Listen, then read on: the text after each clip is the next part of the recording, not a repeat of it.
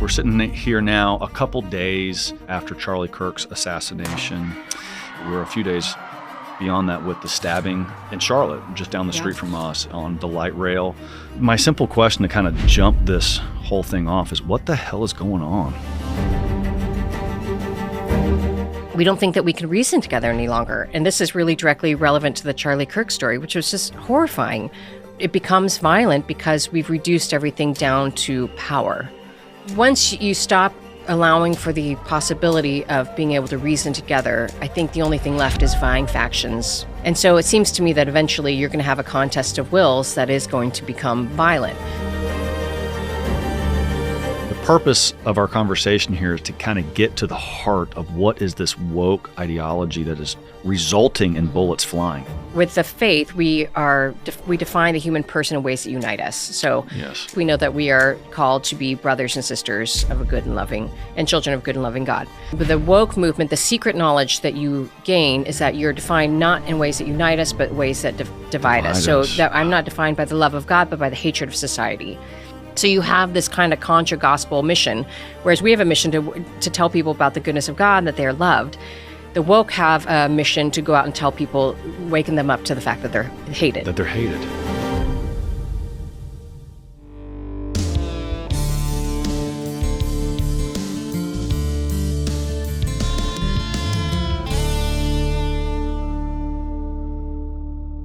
Noelle Mering, thank you so much for being here. It's a real honor to meet with you in person. It's so fun to be here. I'm glad to meet you finally after all these years. I know, after all these years.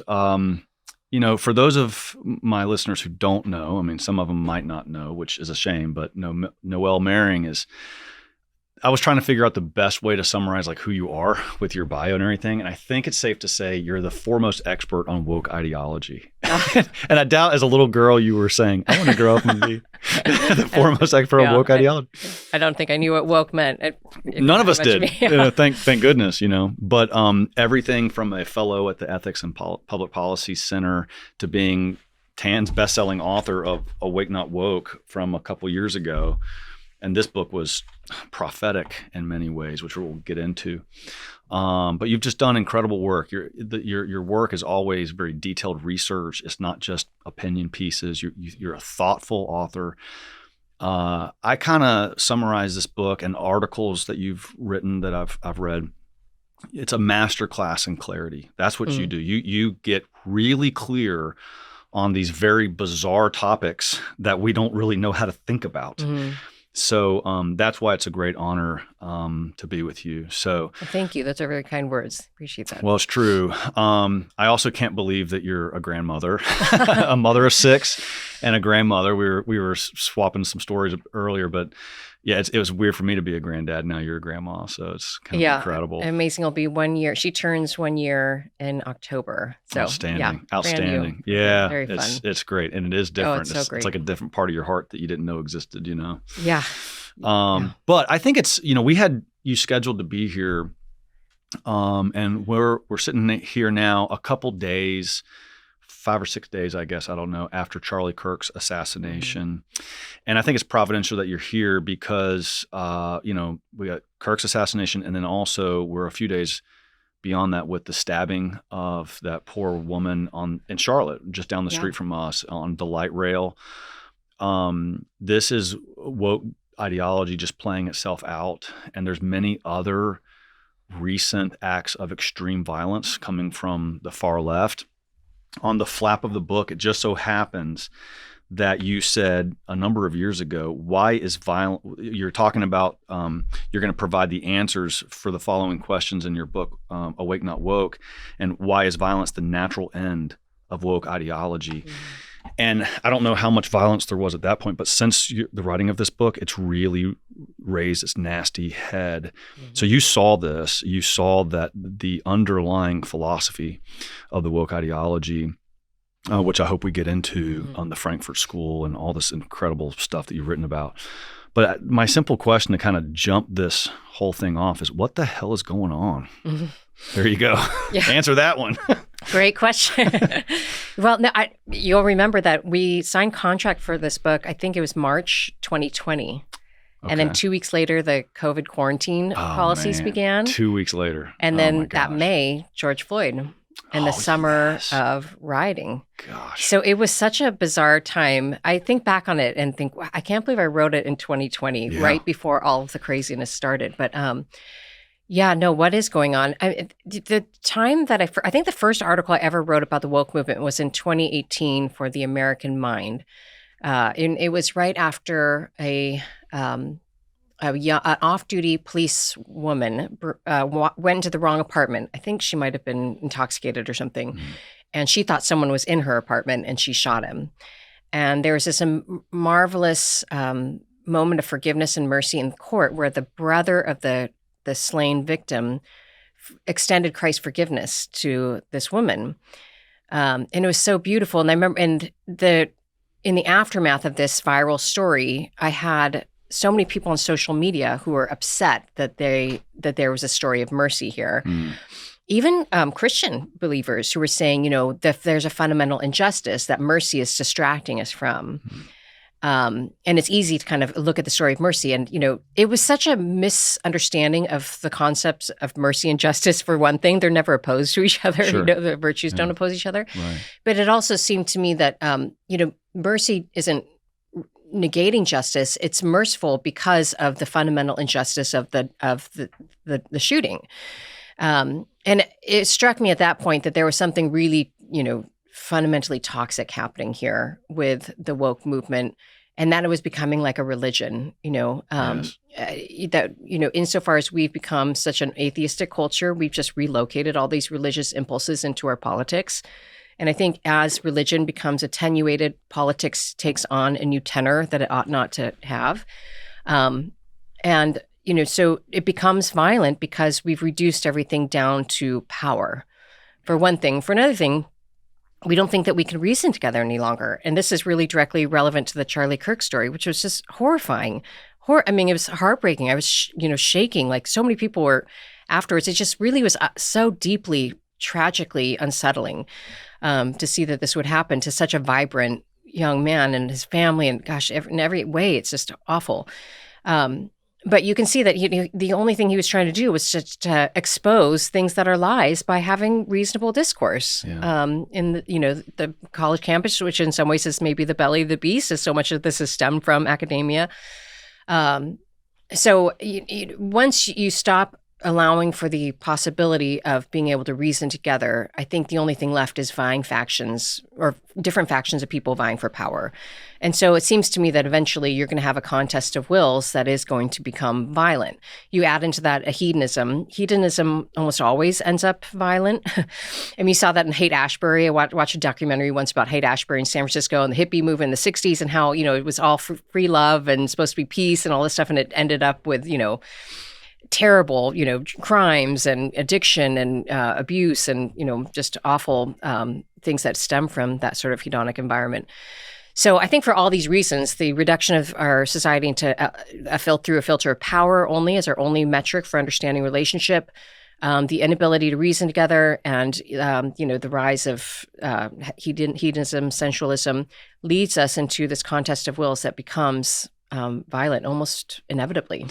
You sent me an article a couple days ago about the Charlie Kirk shooting, but also the stabbing on the light rail. And you had posted or you shared a post on my Substack, on the Substack, where the Black Lives Matter community was almost calling that like justified in a certain way. I don't really understand exactly what they were arguing, but I'm trying to pull it up here and the internet shut down. But you shared that, I think, a Twitter post where people were basically saying, hey, there's some kind of justification to this. A right to violence. A right to violence. Yeah. I mean, this is woke ideology just coming to fruition. I mean, so that's most people can see the wokeness with the Charlie Kirk assassination, I guess, if they're looking, but they wouldn't think about that in regards to the stabbing on the light rail.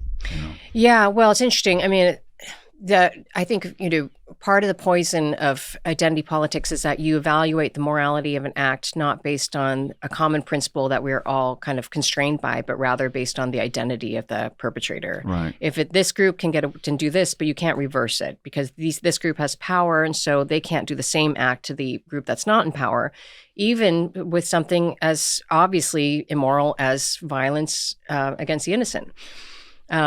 And this girl was perfectly innocent. She's just sitting there. Yeah. And he just goes up and stabs her from behind. It was so. I mean, and all he said was like, "I got the white girl." I think right before he said, "I'm going to go get that white girl," and obviously, he's mentally ill, maybe possessed. I mean, I think there's a spiritual, demon obviously operating in such a horrific act. But there also, I think the interesting thing about both those stories is that. They are not reducible to the one perpetrator. You can't just write it off as this is just one fringe, unstable person. Right. There was a whole institutional failure that led to the ability of that man to access that girl and to murder her. He had been, I think, convicted 14 times. He had some sort of gentleman's agreement to reappear in court based on, his honor or something. And I mean, it's just somebody who clearly should have been in jail or institutionalized. But that's been, a real trend. There's been uptick of that. Corrupt DAs all over the country, sort of releasing criminals, reducing the bar for what constitutes something that will put you in jail. I mean, Los Angeles, nearby where I'm from, they reduced, I think, the penalties for looting. If you anything under $900 and something, if you steal it, grab and go, you're it's going to be a slap on the wrist. Yeah. Well, you just incentivize people to just only steal that much in grab and go, something that's under $1,000 at that point. So, insofar as we've had sort of a compromised institutional kind of looking the other way at crime, I think we're just getting more of it, and so. It feels like there was something bigger that failed that poor girl. Not to mention the fact that, the bystanders just walked away from the train and just looked the other way. I mean, it's horrifying on all accounts. But, and many of the bystanders at the Charlie Kirk assassination cheered. Yeah. They got up there and they cheered. Okay, we're obviously not going to show it, but this was, we have a right to violence. It was this person talking about that. Have a right to violence. All oppressed people have a right to violence. And I want to tell you something. It's like the right to pee. You got to have the right place. You got to have the right time. You got to have the appropriate situation. And I'm absolutely convinced that this is it. Wow. Yeah. Amazing. But this isn't the literature. I mean, it's the decolonization literature. I wrote an article for, I think, Washington Examiner about this, that Sartre wrote a preface to Frantz Fanon's book. I was just going to start digging that up. Yeah. That's a powerful quote. It's very powerful. And he talks about how when the colonized, the oppressed person takes a gun in his hands and kills, at that point, he was talking about a European, just a random European, that he is actually killing two people. He's killing his oppressor, but he's also killing the man who had been oppressed. And he's rising up now sort of to liberate and free himself. So the violence is really baked into the cake far more than I think people realize when you read the literature. Yeah. Yeah, it was amazing. He had some lines, and I wish I just had flagged it. But how he basically was saying, anger leads to something, and then something leads to rage. Yeah. And you basically spills over, and that's where the revolution lies. Yes. Yeah. Yes. So if you are a child and you are raised and then you go to a university and you are indoctrinated with the idea that you are a victim of social norms. And one of the things your book does brilliantly, you are a victim of natural law. So on page 80, I just want to pull this out. This was a fantastic quote. So here, for the woke, natural law is an existential threat since it serves both as an authority and a means of oppression for the authentic self. The ideologue, unwilling to distinguish between a higher law and a human one, dismisses the former and corrupts the latter. For him, there There is not eternal law or natural law. There is only desire and human law. A merely human law severed from natural law is rooted only in the will of whomever happens to be in power. So you're saying, like, what the interesting thing there for me was natural law becomes almost the enemy because it's telling people, like, hey, you are a girl or a guy. Sorry, the society, the world, the creator, nature made you that way. And so they have to be violent against these, what we would consider natural things. And then the creator, who is the creator of that natural law, they're going to be hostile towards him because it has imposed something on you. And, I've heard you recently talk about how children, and we'll get to your new book soon, book that's coming out soon, how children feel like even their parents offended them by creating them because they didn't get permission. It's like, mom and dad didn't get my permission to create me, which is an absurdity. So it's just an interesting thing of how these woke people growing up in this far leftist culture, they have completely convinced themselves that they are victims of this entire situation, especially religion, especially natural law, especially cultural norms going back millennia. So I guess that's the victimization, and then they have to fight their way out of it like an oppressed people. I guess I'm trying to get into their mindset. Yeah, no, I mean, I think it's multi-leveled, right? So you're a victim of those, God, and anything that is a hindrance on your will. So anything that is going to kind of constrain your will is sort of a violation of the autonomous self and the expressive individualism. My personal authenticity, which means that I need to identify particularly transgressive desires in myself and then live those out as a rebuke to sort of the moral norms that are socially constructed in order to, imprison us. Yes. And so transgression becomes an act of liberation, but also an act of courage. And I think we see that kind of language all the time. We talk about the courage of our heroes now are people who are just transgress things. Right. Right. How brave they were able to live differently when all of the old-fashioned people were saying X, Y, and Z. That's in almost every movie.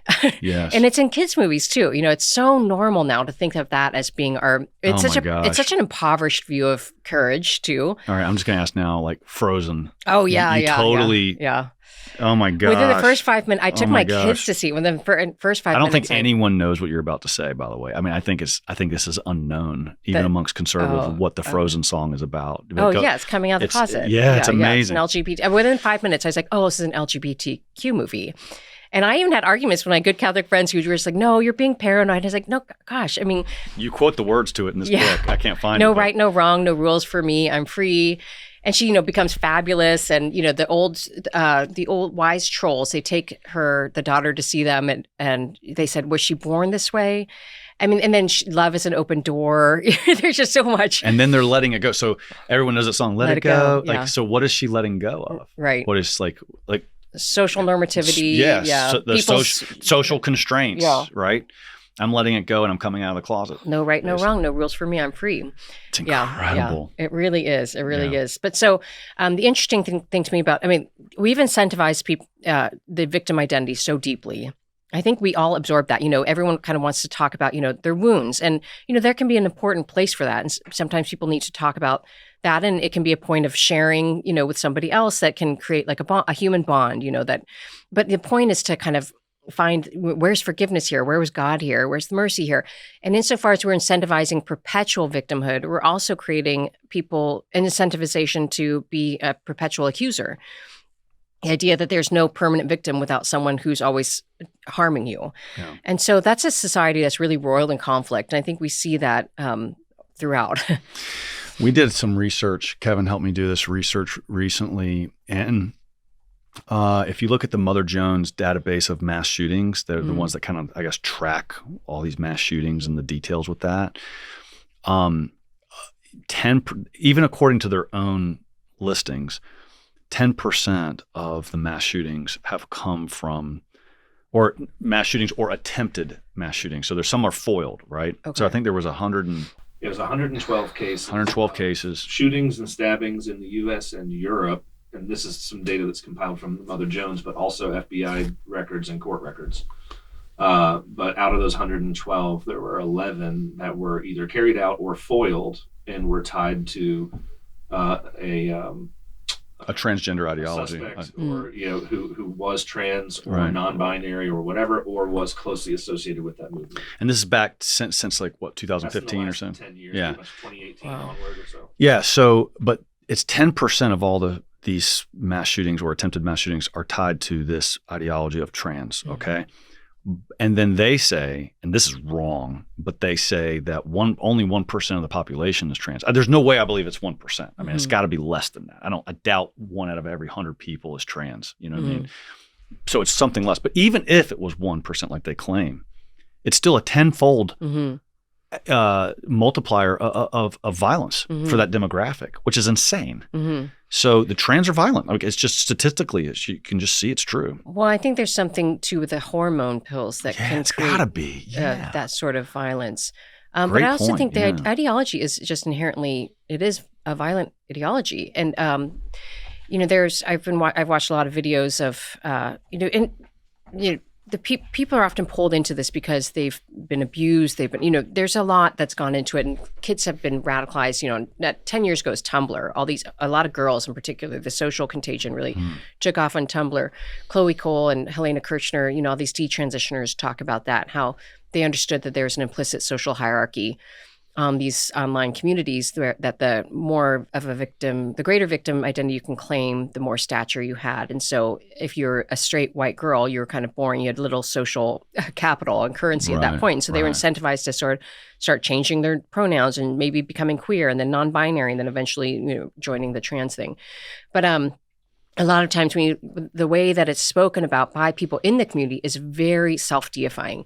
Like they will say, for one thing, it's odd how much it mirrors, we are legion. Yes. There are multiple voices. I received a new name. Wow. And then we are. It's talked about as though there's a divine element to it. So they'll say things like, "Trans is divine. Trans is all things." I mean, it's really it's deeply spiritual from a lot of the people's perspective who are in the movement, and so. You can see how that's opening yourself up to there's a demonic presence. Demons, even if you don't realize it. Kevin, you're let's pull it up. Yourself up you know to what it. I'm going to talk about. So we were recording here yesterday with Dan Schneider, Dr. Dan Schneider, and we talked about some of this yesterday. Oh wow! And we'll record that. We're going to release that one later, but about what is the kind of some of the demonic aspects of this. But I mean, look at this. This was the help me, Kevin. It was the Minneapolis Annunciation School shooting, right? And he was trans, a guy dressed up as a girl, and so this is one of the things that he drew. Wow. And this is what's the name of the beast, Kevin? I always forget his name. Baphomet. But. And Kevin did like he can translate this gobbledygook, and this is it's been translated in the news, but that's a Cyrillic alphabet. I don't know whether he actually spoke a language that uses the Cyrillic alphabet. That would be interesting if he didn't, because that would he probably researched more it. The demonic influence. But the translation from top left moving down is basically, who am I? When will this end? Help me! Wow. I don't want to. And then what Dan told us the other day was down, I think it's at the bottom down there. It says, obey and kill yourself, something like that. It's awful, isn't it? Oh, it's heartbreaking. So, I mean, he was possessed. Like, I don't know how help you me. could. I mean, help me. That's somebody in there just saying, Absolutely. someone's taken over. This young man was possessed. Yeah. And so, and then Kevin, just the other images there of like the Holy Family, if you have that one. Well, he'll pull it up, but I mean, he shot the statues of the Holy Family. Like he used an image of Jesus for target practice.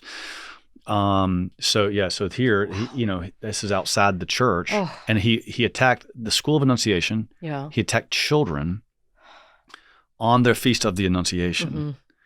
And then the other image, and then we're done with this one. Well, there's been hundreds, if not more, attacks on Catholic statues, Catholic churches over the last 5 years in particular. I think his Catholic Code has a tracker. There's a tracker. Oh, really? Is there a tracker? all over the country. Just what about the decapitating statues? Yes. Yeah, some grosser things. I've seen some sexual, disgusting things with statues too. Yeah, I don't know how anyone can see that we're in a deeply spiritual.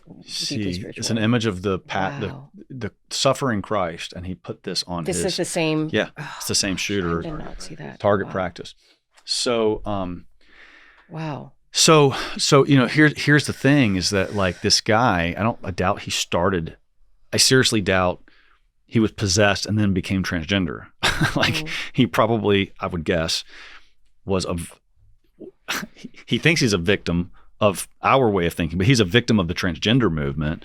He becomes transgender. He buys into this complete woke ideology. But here is like the spiritual point that I'm pretty convinced of is when you buy into that, you are opening yourselves up to demonic activity. I mean, you've made yourself an easy target.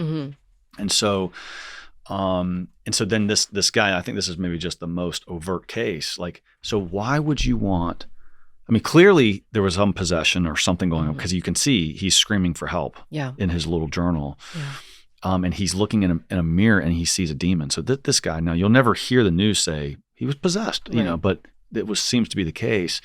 But also you mix in meds. I think he was on SSRIs. He was probably on hormone pills. I mean, all of this stuff, right? But the demons see all of that as an opportunity to like invade. You know, I mean, it's a weakness, and it's like now, okay, the prey is weak, and now we can get them. Yeah.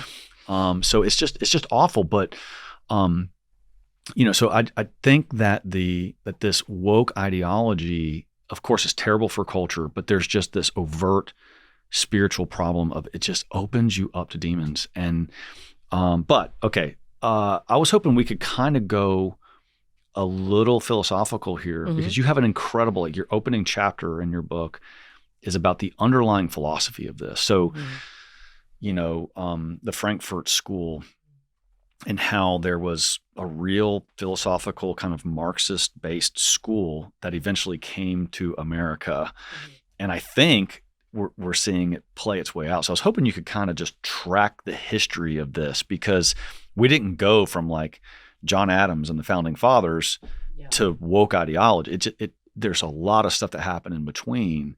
Can you kind of chart that out a little bit of how like this Marxist Hegelian philosophy? I mean, we can get a little nerdy on the Hegelian philosophy, but it's very pertinent if you understand conflict theory and whatnot. So go ahead, take it away. Yeah, I mean, there's a lot of strands, but to pick up. But so the Frankfurt School, just starting there, that was an institute of social research in Frankfurt, Germany, that was put together or came together after they realized that the Marxist revolution, which Marx had proclaimed would be inevitable, and they all thought was inevitable, hadn't really succeeded to the degree that they expected it to. So they formed this institute in order to analyze, well, what happened, what went wrong, and what can we do better. They were Marxists, but they were also Freudians primarily. Oh, gosh, so that's right. Combination. That's a powerful combo to mess up a human being. Oh, gosh. I know. So they matriculated to the United States in 1935. Do you have any idea how that happened? Like, does that mean when they matriculated, does that mean that there was just some professors at a college that relocated and went to teach at Harvard or something? Like, I don't know really what that means. It wasn't really college. When they came to Columbia, they were adjacent to Columbia, but they weren't, professors at Columbia. They were, it's a school, but it was more of an institute of like almost like a think tank. In a way. Okay. Yeah. Okay. But a lot of them were fleeing, the rising anti-Semitism and when they left Europe. So a lot of these were Marxist Jewish people probably that were fleeing Jewish persecution. Yes, exactly. Okay. So they came adjacent to Columbia, and one of the most powerful. So they were trying to similar to.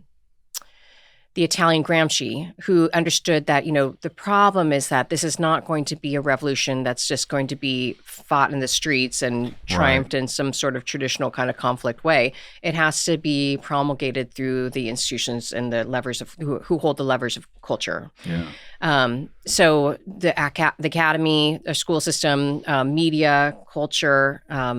They're so much more strategic than we are. Exactly. Yeah. And, the Long March to the Institutions was a saying for a good reason that they understood this is going to be a long generational battle. but we can seed revolutionary ideology into important places, then that can disseminate then into the masses and control and change the culture in that way. They're absolutely right, of course, and we've seen that hugely. But even, the school system, John Dewey was, the father of modern education. Dewey Decimal System, yeah. Hugely Hegelian. Yes. He went to Russia, I think in the 30s to and realize that this is what we need to model our education system after. And so he really effectively, changed our understanding of education to be devoid of the transcendent, for one thing, that everything becomes about utility. Our beauty, goodness, truth, all those things are really subjugated under what is useful for the sake of moving society to the next stage in the name of progress, which in itself is a Hegelian idea. Well, I was hoping you could kind of take us through, because Hegelian dialectic. Yeah. People talk about this and it sounds really nerdy, and people listening right now will be like, oh gosh, this philosophy. But it explains so much. It does, of how our culture has been getting weirder and weirder and weirder. This progress, the progressive, they're following Hegel's playbook. Yeah.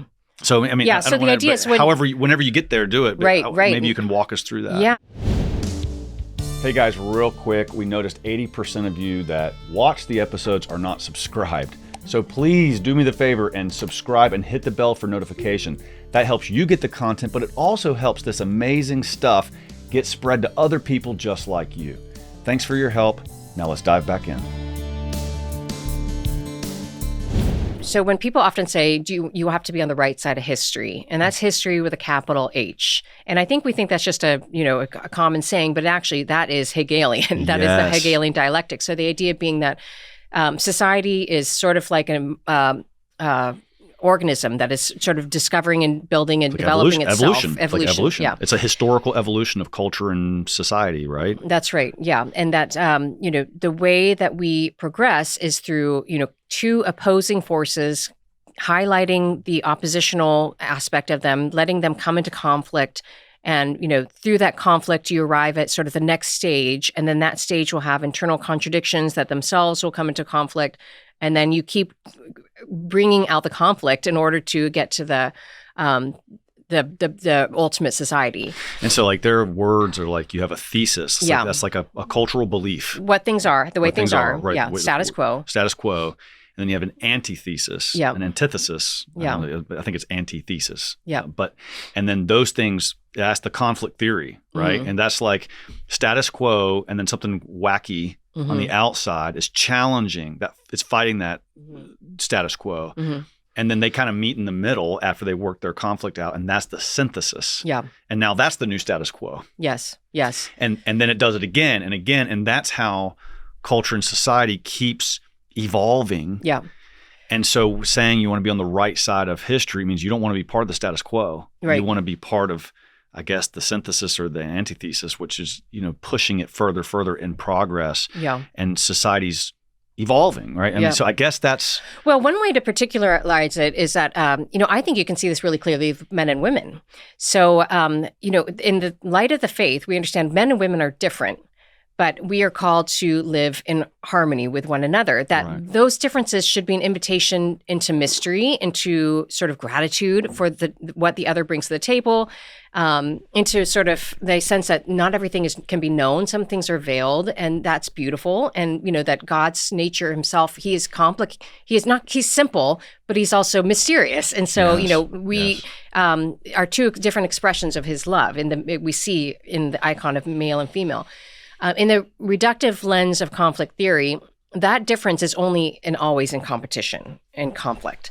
And so I think it's one of the fascinating things is that you're seeing, in some ways, the conflict theory play out in men and women now. So feminism obviously has, been a force for so many terrible things, from abortion to, promiscuity, the sexual, and the guise of the sexual feminism and empowering women. We had the sexual revolution and all this license. And as we are kind of reacting to that and seeing that conflict play out, then, there can be an instinct to kind of, in a reactionary way, go to like a masculinism, right. The manosphere, all these toxic other things. And so you see that, insofar as the pendulum is swinging from one to the other, it's only presenting very surface, superficial avatars of the richness and depth that is contained within the masculine and feminine. And so insofar as it stays on the superficial, it's a triumph of conflict theory itself. It doesn't almost matter whose side is seemingly triumphant, be it man or woman, insofar as we're only talking about them in conflict. We're triumphing the Hegelian conflict theory. And so you're eradicating sort of the depth of nature and finality, the four causes, insofar as you're keeping things on the level of the superficial, and you're sort of losing the whole plot. And so this is the wisdom of the church, is that we have such a deeper understanding of all these concepts that allow for the mystery, allow for sort of the nuances and, all of the richness and the depth, but it's not reactionary. And I think that's kind of the role of what we need now, is that, we're in this time that seems like we're transitioning in certain ways from, excuse the language, transitioning, I don't mean that in a trans way, but where things are changing and people, the young generation in particular, is open to all sorts of different things. And so, including a return to things that are very orthodox and a return to the faith. And so I think that that needs to be not discouraged, but deepened and directed so that it doesn't remain in the realm of the superficial. No, that's awesome. That was a tangent. You were asking about Hegel. It's a really good one. It's a really great way to kind of see the triumph of Hegelian philosophy. And so I just think that Hegelian philosophy concept of dialect, like people say the Hegelian dialect, what does that mean? I've actually had to look this up recently with some other research I was doing. But dialogue is like two things going. It's kind of like the conflict. Like that dia is kind of a conflict. And so dialogue is not necessarily a conflict, but it's back and forth. And so the dialectic is when things are opposed to each other and they're kind of working things out. That's what a dialectic is. Or even you have like the scholastic method. You read the Summa Theologica, and it's kind of considered a dialectic method because it's like objection 1, objection 2. I reply number 1, reply number 2, and it's presenting things as opposing views to try to reach a truth. And so there is a good way to use that. Like every heresy has some truth in it. But Hegel took this to a whole nother level of saying truth was evolving. But I don't know why he didn't see you clearly end up in absurdity if you just keep moving in one direction. I mean, you're not going towards God. He didn't want that, our mutual friend, Father Michael O'Loughlin. He sat right there. Yeah. Oh, did he? Yeah, Father Mike. Yeah. He's so great. Well, he said I don't know if he wasn't thinking of the dialectic necessarily, or the Hegelian dialectic when he said this, but he gave a great. I think it must have been a homily at some point, or maybe it was just a conversation we're having. But he was saying every heresy is taking two things that should be held in tension but in harmony and separating them. That's a good way of saying it. So faith and reason, the church being both human and divine. There's so many you could think of, but Christ's nature is probably all those early heresies in the church is human, two natures within Christ. Yeah, that's right. But I think of that as being that's what happens in conflict theory. It mimics that same sort of reductive lens of heresies that proposes things in a false dichotomy. Yeah. So like relate this back to the woke nature, and by the way, I made a note somewhere. It's in your section on the opiate of the people, where I think you're talking about how, that underlying Marxist ideology, religion, Marx called religion as the opiate of the people. And it's from that, like religion's good for society because it keeps us kind of in check or whatever, but you're supposed to, the more elite people should be awakened out of that, and that's, so when whoever chose the word woke, it's referring to like being awakened out of some blindness. Yeah, it's a Gnostic. Yeah. So secret like knowledge. How does that can you connect that conflict theory to like them being awakened and they think that you and I are still asleep? Yeah, so the faith, opiate of the people is a way of saying that religion sort of keeps us sedated, where we are numb to kind of the fundamental misery and oppression that is in us and surrounds us. Yes. And so religion kind of keeps people in their place in a way that is opposed to the necessary revolution to advance society into in progress. So to get woke or to be sort of clued into the secret knowledge that's all around us is really just to start to see the fundamental injustice, misery, oppression that defines and surrounds your life. And so one of the ways I talk about it in the book is to say that to understand this is that, we primarily with the faith, we define the human person in ways that unite us. So we would say, even without special revelation, we would say we're human. To be human is to be a rational animal. And this is a common distinction of humanity. With the light of the faith, we know that we are called to be brothers and sisters of a good and loving, and children of good and loving God. But the woke movement, the secret knowledge that you gain is that you're defined not in ways that unite us, but ways that divide us. So that I'm not defined by the love of God, but by the hatred of society. And so coming to see and filter all of reality through that lens of oppression is sort of the secret knowledge that you gain. Once you gain it, then you can help liberate people. So you have this kind of contra gospel mission, whereas we have a mission to tell people about the goodness of God and that they are loved.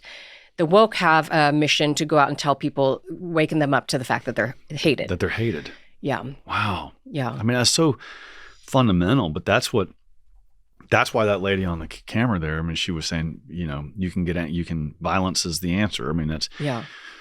And that's a dictatorship of the proletariat, too. You can see even the echo of Marx there, that the oppressed then have a right to... What was it in the Communist Manifesto? Arise. Is that what arise working class? I think that's how he finished the Communist Manifesto. Yeah.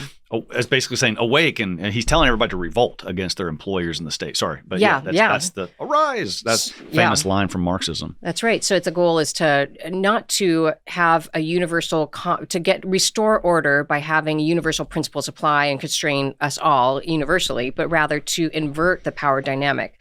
So that's what he means by dictatorship of the proletariat, is that you then, based on your oppressed identity, have the right to behave in manners that are, not applicable or that don't, are not permissible to the people who were your oppressor. Yes. And so, if you are this identity group, you have a right to violence now. You have a right to domination. Yeah. I mean, you can see this in the Russian Revolution, which was horrifically violent. The French Revolution, I mean, it wasn't Marxist, but the Reign of Terror was like one of the worst events in human history. It just doesn't get enough press. Yeah. But I mean, they just butchered anyone who was of the old state, state or church, So it's, but that was the same ideology of we are oppressed by the church and the state, and so we have to cut off everyone's heads. I mean, that's kind of that's what the French Revolution did, So, all right, you have this incredible, I think it's part 2 in your book. And I'm not trying to necessarily go part by part through your book, but there's a logical sequence to it. I mean, so it just kind of makes sense. And again, the purpose of our conversation here is to kind of get to the heart of what is this woke ideology that is resulting in bullets flying. I mean, I think that's ultimately what I kind of want to understand. But you give these incredibly insightful, what you call dogmas of wokeism. And one is that the group is over the people, group over people. Another one is will over reason, and then power over authority. And then I want to talk about the crowd and the victim. So just kind of maybe we can just kind of march through it. But what do you mean when you say one of the dogmas of wokeness is the group over people? Well, you can see this in that same point that Father Michael makes in the point of conflict theories, that the communities and the individuals should be in harmony with one another. You see this in a healthy, well-ordered family, which you write about a lot and I write about, that, the good of the individual is also the good of the group, that it is, when your baby is young, the baby needs everything from you. It doesn't maybe feel on some level like my good to lose all the sleep or, whatever. But, this is my good because it's good for my child, and it actually is good for me. I'm growing in generosity, and this is for the sake of the family. But in the woke movement, in the dogmas, the woke movement of ideology, those two things are pit against each other. And so the individual, it's sort of interesting dynamic, because in one aspect, we have this rise of individualism where the authentic individual is, it's all justifying. It can be whoever he wants to be. But at the same time, you have this rise of collectivism, that the individual is really absorbed and reduced into the context of the mob. Which is Marxism at its core. Yeah. Individuals don't matter. You're a part of the unit. You become an avatar Yeah. of your political categories, Okay. right? So, the worst thing you can be is white, straight, cis, male. Right. Sorry. Right. I'm screwed. At least I'm a woman. Right. You got one thing going for it. Yeah. Okay. So in other words, the individual is really absorbed into the political identity, and that becomes the most important thing about the person. I don't even know what cis means, by the way. So I don't know. Cis means you identify as the sex that you were born in. Assigned. Yeah, let me think. Yes, I do. Yeah. Okay. All right. Sorry. I am so out of it. You're cis. I've heard cis, and I don't even know what it is. Classic cis It's privilege. what I call my sister you don't even know what growing up. cis Hey, is. cis. You've got cis privilege. All right. Okay. You don't have to know what it is. I'm so privileged. I don't even have to know what it is. Yeah, that's right. Oh, gosh. Well, that's standpoint positionality, that the more oppressed you are, the more knowledge you have. There's a whole lexicon. Yeah. We need to create. Let me tell you how wrong you are. We need to have the woke dictionary. Yeah. Because I don't understand any of this stuff. All right. Yeah, there's a vocabulary. So group over person. Then let's see, second is will over reason. So this is more expressive individualism. Right. This is where like natural law is the enemy, kind of that you talked about that in that chapter. I loved. Yeah, that transgression itself becomes sort of the definition of your freedom, courage. My colleague Carl Trueman has a great book on expressive individualism. He's a real expert in it. But that really was emanating out of the sort of neo-Freudian wing of the Frankfurt School of the ideology, that all people are made polymorphously perverse, even children, that's how you're born. And so part of the goal of life is to sort of free yourself. But that everything we do is sort of motivated out of our sexual passions. And so in order to kind of expose the social constructs of society and how we've all been duped by religion and people in power to maintain sort of sexual normativity, we have to we're incentivized to understand ourselves in ways that are perverse. Yes. And then live those out. And, you can see this, I think I talked about in the book, if you've ever stumbled into a pride parade, that it is really the most outlandish presentation of self is really celebrated. Yeah. That even the way we present ourselves in our dress or our lack of dress is a way to kind of buck the norms that are constraining us. Yeah, they're trying to be absurd and perverted. I mean, they want to push the envelope as far as possible. Yeah. And we're going to talk about that in your section on prowling for innocence. I mean, what these people do to children is absurd. To go back, though, for a second, one thing that's really cool, the group over persons, one of the things that struck me, you were talking about, like, the individual, in one sense, this individualism is kind of a lie, because they're saying, hey, you're individual, all the dignity of the individual, you can do whatever you want. But then you're consumed into the collective. Mm-hmm. Sort of like reminds me of Star Trek. I'm a big Star Trek nut, and they have the Borg, and like the Borg, everybody's like, it's like a hive, and the individuals are just Borg drones, and they're part of the whole collective. Don't worry, I know you're not a nerd like a Star Trek nerd, but the individual completely loses its identity, and the collective is all that matters. But because this wokeness is they're ideologues. Mm-hmm. Okay. So like even a pragmatist, and something recently has helped me really understand the difference in like an ideologue and a pragmatist. Mm. A pragmatist is willing to compromise because he's just trying to get something done. Mm-hmm. But an ideologue doesn't care about the ramifications of something because they're just a pure idea, like pure ideologue. And the dignity of the human person goes out the window. Mm-hmm. And so these people are perfectly happy to have incredible violence happen or for terrible things to happen to people because it's just about the ideology. Mm-hmm. The individual really doesn't have any dignity. And that's the lie, is that wokeness is trying to, and they say individual rights when the individual really for them has no rights because they're willing to, communism does not respect the individual. Mm-hmm. So I just, you said it, I'm just saying it again in a different way. I just think that's it's the walking lie of the wokeness, is that individuality, that the individual has dignity. All of this, cross-dressing, everything they do, it's all about the individual has dignity, but their ideology does not actually believe that. Yeah, no, I think it's so fascinating because it seems like the individualism, because the individual is so lost in a real way through the collectivism, it's almost like this kind of veneer of giving a head nod or a head fake to the dignity of the person, that we're gonna have this thing called individualism. Interestingly, I think the combination of these first two dogmas, and this is really relevant to my next book too, which we can talk about later, but if you look at them, just those first two, in one way, we're telling people you have godlike powers over things you actually have no power over. Mm-hmm. So you can define what sex means. You can define your in defiance of bodily reality. You can claim you're a different gender or sex. Anyway, these are things we don't have power over, but we're promising that sort of power to the person that makes them think that they are all powerful. Yeah. At the same time, in the victim identity that absorbs the individual into the collective, we're saying there's systemic forces above and all around you over which you have no power. If you succeed or fail in life, that's not attributable to your efforts or things you can correct. Those are attributable to systemic forces outside of you. And so you actually have no power. You have no agency. So what you do today— There's no merit to anything that you do. There's no merit, and you don't have an ability to change. I mean, this is deeply despairing. If it doesn't matter what I do on a Tuesday at 10 a.m., why not just sleep in? Why get up and make an effort? I mean, this is really an ideology of despair. Like, part of our hope and our, any way you motivate someone is by saying, like, you can live differently. You can begin again.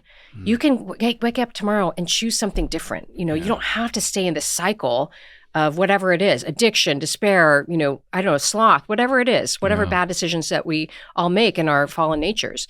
And so we're giving people these two opposing messages. We're saying you have all the power in the world over things over which you have no power, and yet you have no internal locus of control. You have no internal agency to change your life. Yeah, it's amazing. I said they will just... It's master strategy of walking people into a contradiction to believe the exact opposite of what we're really going to do to them. Yeah. It's incredible. It's incredible. Yeah. I mean, why does this remind me of leading a bunch of Jews into a gas chamber, telling them they're going to take a shower. Here, we're going to clean you off, and we're actually going to kill you. It's just, that's what, I don't know, man. Anytime you use a Jewish or a Holocaust analogy, it's wrong somehow. But that's the image that comes to mind, is you're leading these people into thinking we're going to give you something good. Yeah. Well, and that's just the way the evil operates. It's the way the devil operates, right? It's always a promise of something good. Yeah. He doesn't ask us to, the devil doesn't ask you to serve him first. He asks you to serve yourself. Yes. And then gets you to serve him, Yes. But the initial message is something about power, that, you've been hurt, you need this, something, it's always couched in something good. Yeah. The crowd and the victim. This was the most powerful chapter in the book. Yeah, chapter 7. That was my favorite one. Well, there you go. I picked it, right? We didn't talk about it, so you can tell I read it, Yeah.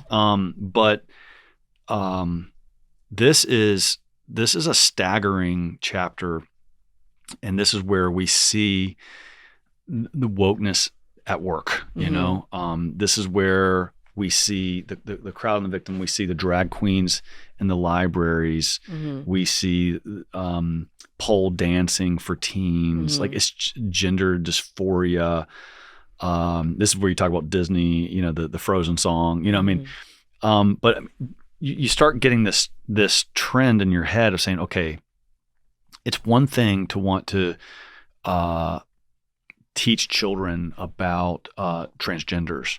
It's another thing to get these freaky looking drag queens who don't look human to go to libraries. And this is a continual effort to do this, right? So what are they trying to, like it's so dark.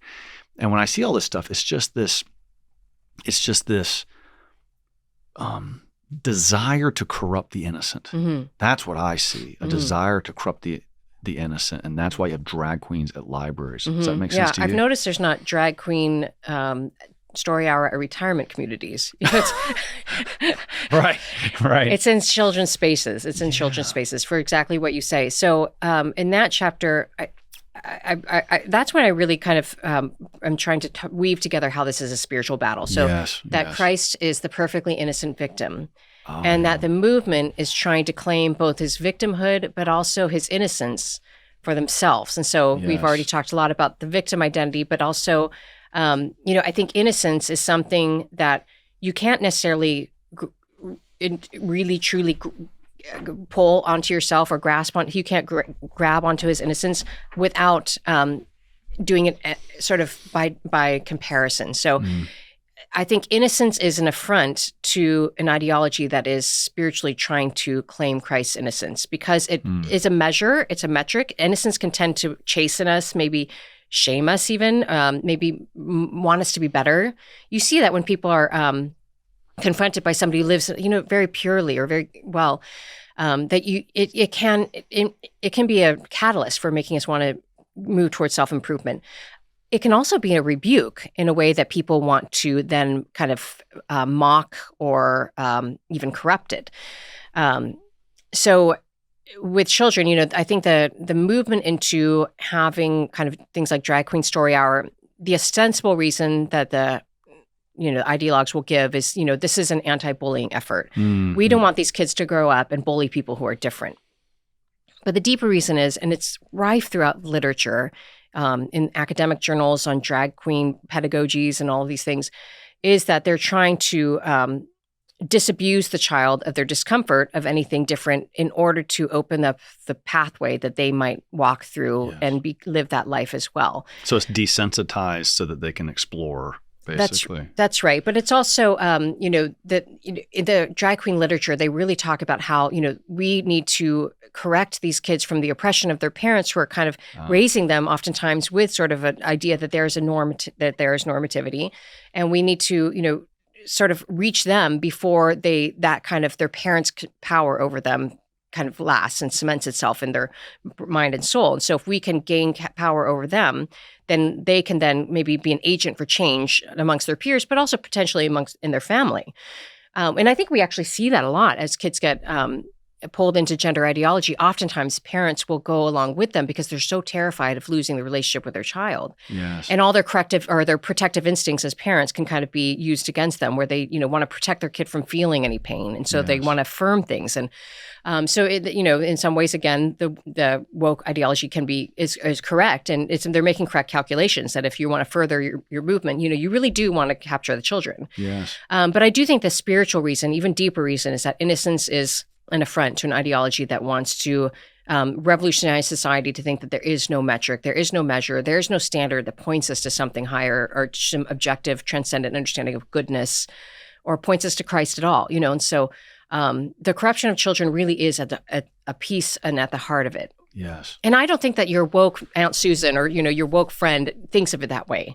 I want to make that correction. I have very progressive friends who would never think about, we need to go corrupt the innocence of children. Yes. But it is, there's different levels of awareness of how the ideology operates. And it capitalizes on using the goodwill of people who don't deeply understand what's actually happening and making them think it's just kind of a movement for good. Amazing.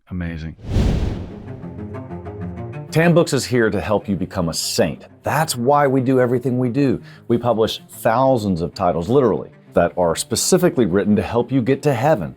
Everything from the lives of the saints to the writings of the saints, the greatest doctors of the church, the great spiritual masters, Alphonsus Liguori, St. Francis de Sales, and so on. So please come to tanbooks.com and find the book that God wants you to have right now so that you can get to heaven and be a saint for eternity.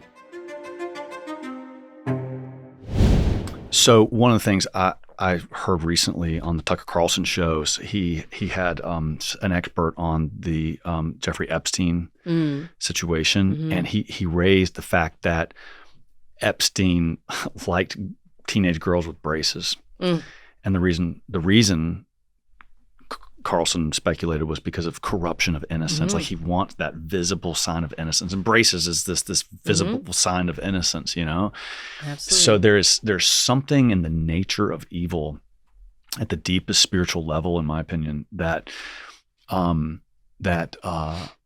of goes to this corruption of innocence. And so when I see the drag queen, they're kind of grooming them in a certain way, but I think at the deepest theological level is that the devil hates the idea of the incarnation, and he fell from heaven in part because he did not want to worship flesh. He did not want to bow down before that which was lower than him. And so when you see, when the devil looks at flesh and he sees like perfect innocence, like a child or somebody beautiful in an innocent way, he wants that corrupted. Mm-hmm. It's almost like an artist or something who is consumed by envy over a greater artist. Yes. And wants their creation to be destroyed or to be maligned or to, the devil hates creation. You're exactly right. You're exactly right. And there's a real connection here between authority and innocence. So in the chapter right before 7, I think that's a third dogma, power over authority. Yeah. The idea that, I think our modern mind has been so effectively convinced that all authority is kind of collapse into authoritarianism. Yes. That the idea of authority itself is sort of an oppressive concept. Yes. And I think this is really why you see fatherhood as such a target of the movement, because fatherhood is the protector of innocence in a real way. So I wrote something about fatherhood at one point, I think for the Register, National Catholic Register, about how, if you want access to the sheep, you have to take out the shepherd. Yeah. Wow. Yeah. And I think that insofar as you have a movement that wants to corrupt innocence, like we're talking about, then you're also going to have a movement that necessarily is going to want to emasculate or demonize the role of the father. Yeah, big time. Yeah, for sure. You mentioned this. What was the story about pole dancing for teens? This was like hard for me to believe. Would you remember that part of the book? I mean, there was like some. Oh, it was like.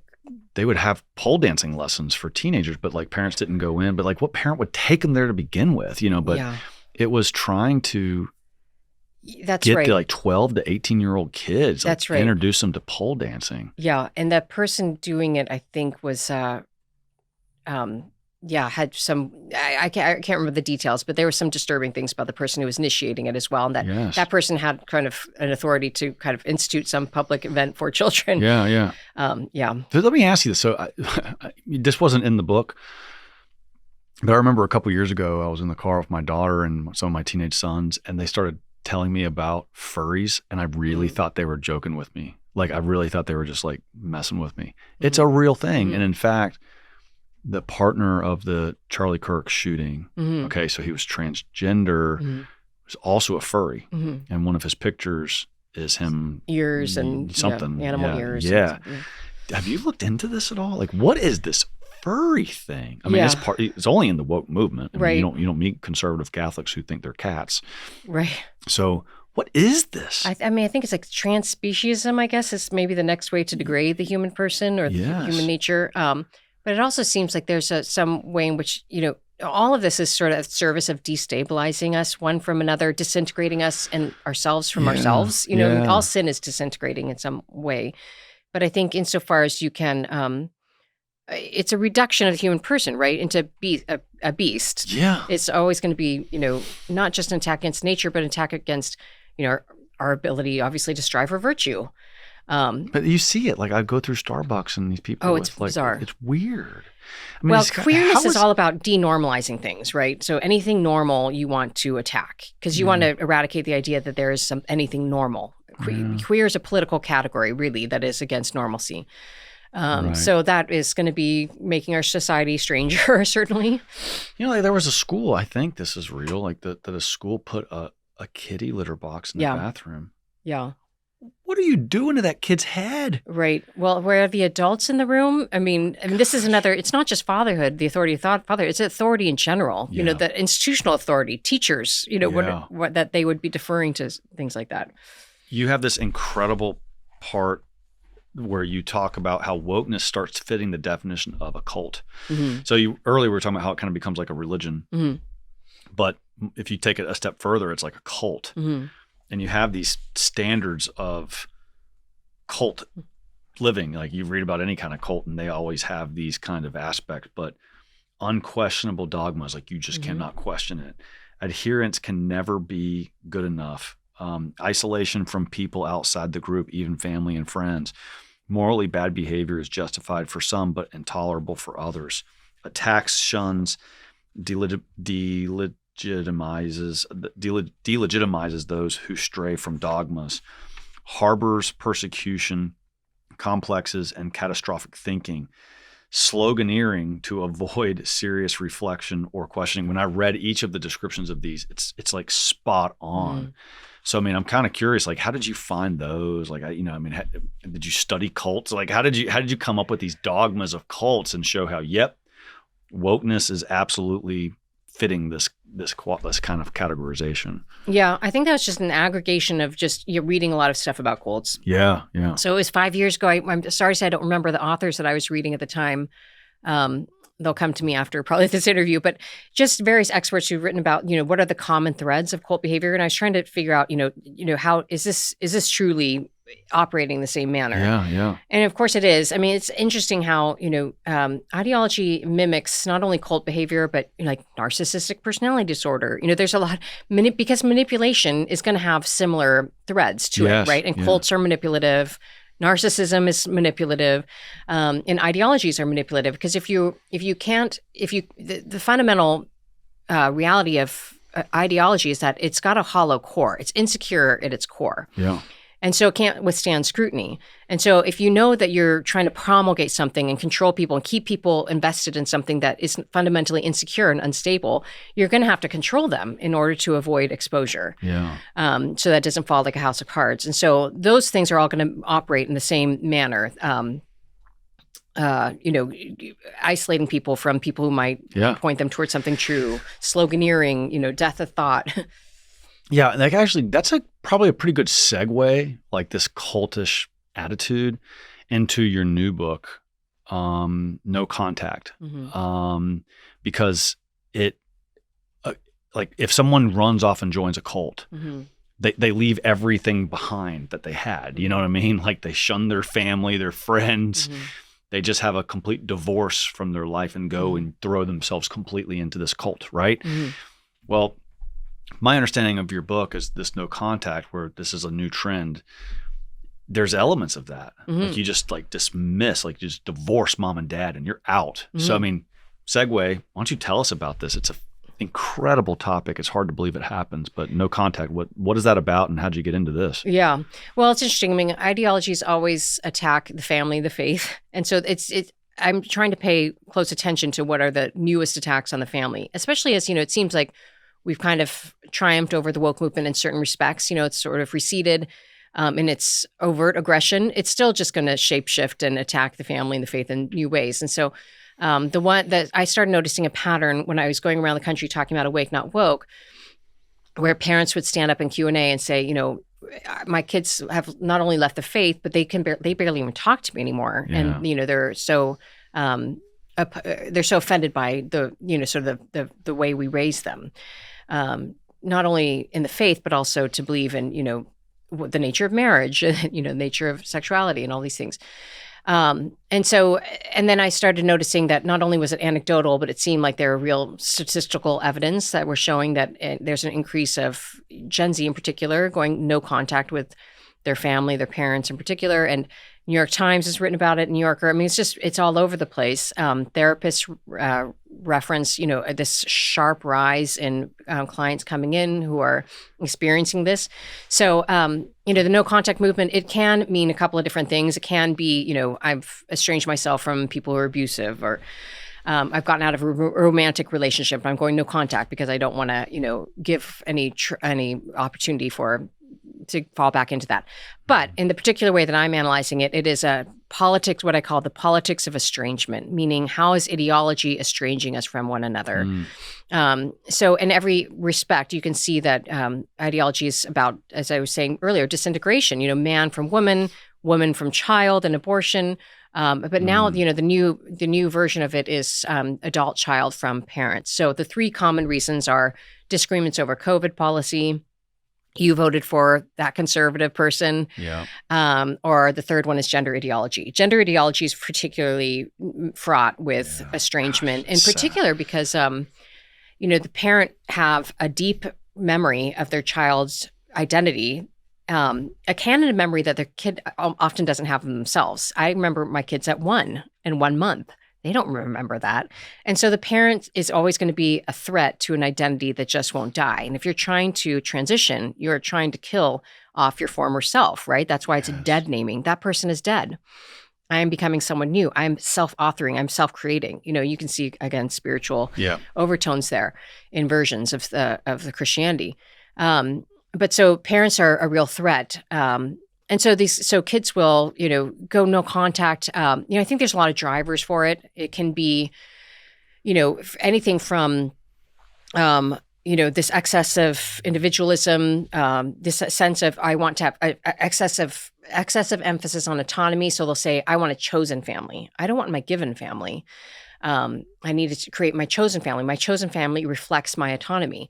Another thing that isn't that what you do when you get married and have kids? Yeah. I mean, it's like, well, it is, but it's interesting. I mean, even so you as a father, you probably experience this all the time when your kid has your kid has a friend come over and they don't want to necessarily include their sibling, and you have to remind them this, your sibling is out of love. You choose what is given to you as well. And so include them, make them feel included. Even in marriage, 10, 20, years after you've chosen your spouse, you are supposed to choose them again every day. We want to choose what we've been given. And so when, if we elevate choice over givenness, we're not going to be able to sustain a family, much less a marriage. Mm-hmm. But this elevation, so the chosen family is also, that is very present, been a long time common understanding in LGBTQ circles, is that you go off and form chosen families that are of, queer culture and in rejection of their family of origin. But one of the more disturbing things that you'll hear a lot in this no contact movement is people say, and you referenced this earlier, you chose to have me. I did not choose to be born. And so you owe me, I don't owe you. It's an inversion of the fourth commandment, for one thing. Oh, wow. God, which the devil also always flips up everything upside down. That's right. And the fourth commandment also carries with it a promise, so that you will live long in the land the Lord your God has given you. So there's a civic implication there too, right? That there's something connected to owing honor to our parents, the generation that came before us, especially in their old age, when they become very needy, and people can become dependent. We start this life not both in dependence, and we end it oftentimes in dependence.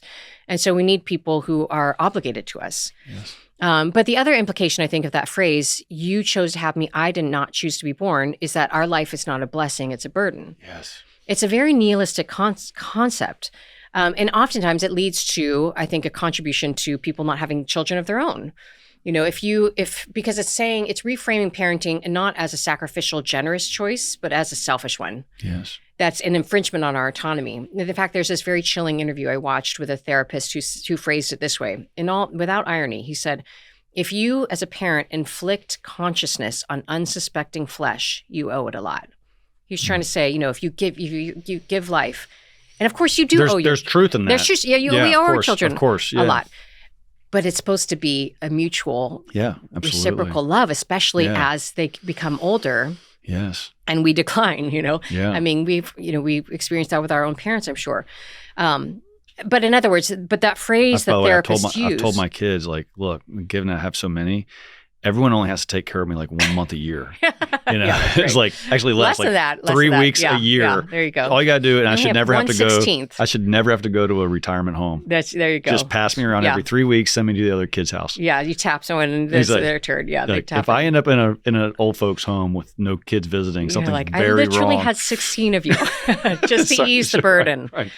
No, you only have to be at one of your kids' house for 2 months a year. That's it. Yeah, there you go. Right, because you got 6, right? Yeah, so but then maybe spread out amongst some grandkids. Yeah, right. That's not asking too much. That's not too much.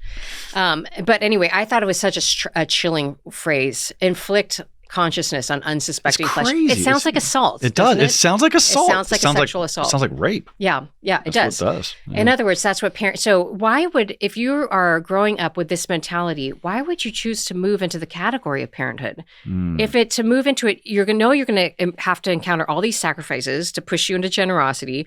It's going to be exhausting. It's going to be hard. It's not going to, there's no immediate commerce or transactional benefit necessarily. It's, there's obviously all sorts of benefits and consolations of parents that are innumerable, but in the reductive materialistic vision of things, it's not, you don't see that. We've been hearing for years, why would you bring a kid into this evil world? I've heard that, but now it's worse. Now it's why would you inflict this upon this flesh? Right. So you're going to make all these sacrifices, and it's not even a generous choice. It's a selfish one. I don't know why anyone, and then you might end up alone and isolated at the end of it because, the no contact movement. So, wow. Yeah. And oftentimes, it's a complicated issue, and I'm making an effort to not, I really am not trying to create a cartoon of heroes and villains. Oftentimes, one of the things that's happening is that these kids will say, there's real wounds that are underlying this decision. Maybe they're children of divorce and things, they felt abandoned. Maybe they didn't fully attach to their parents in early age. And so sometimes it's given ideological justification, but there can be, deeper wounds and hurts there that are also contributing here. So it's multi-layered, as most things are. Human beings are complicated, but the ideology is certainly amplifying and accelerating this trend, and it's disturbing. Is it called liberation? Like when kids divorce their parents legally? Isn't there some term like that? When I think official term? Yeah, I think I think kids can petition courts to be completely detached from their parents, if that makes sense. Yes, that's right. And I think they call it liberation. I may be wrong on that, but I'm just not certain. Yeah. So, I know of one story where the father, talk about bringing clarity to something like this is such a hard thing, but the father became a woman. Mm-hmm. And one of his teenage sons, went through the process to be adopted away, Mm-hmm. Now I'm looking at it as, and the mother kind of was like, well, listen, he's your father. He deserves a certain amount of respect. And I'm sitting there thinking, oh my gosh, the position you're putting this teenage boy in, mm-hmm. How's he supposed to be respectful to, is he really supposed to go see dad when dad is dressed up like a woman? Mm-hmm. And so the kid was eventually adopted away, and the mom and dad signed the paperwork, and he went and lived with, I guess, a foster family or something to that effect. But it's so messed up. Yeah, it's so messed up. Yeah. I don't know what to, I wouldn't know if that kid came to me and said, what do I do? Do I live at home with dad who's dressed up like a woman and just got a boob job? He did. It's do I live with dad?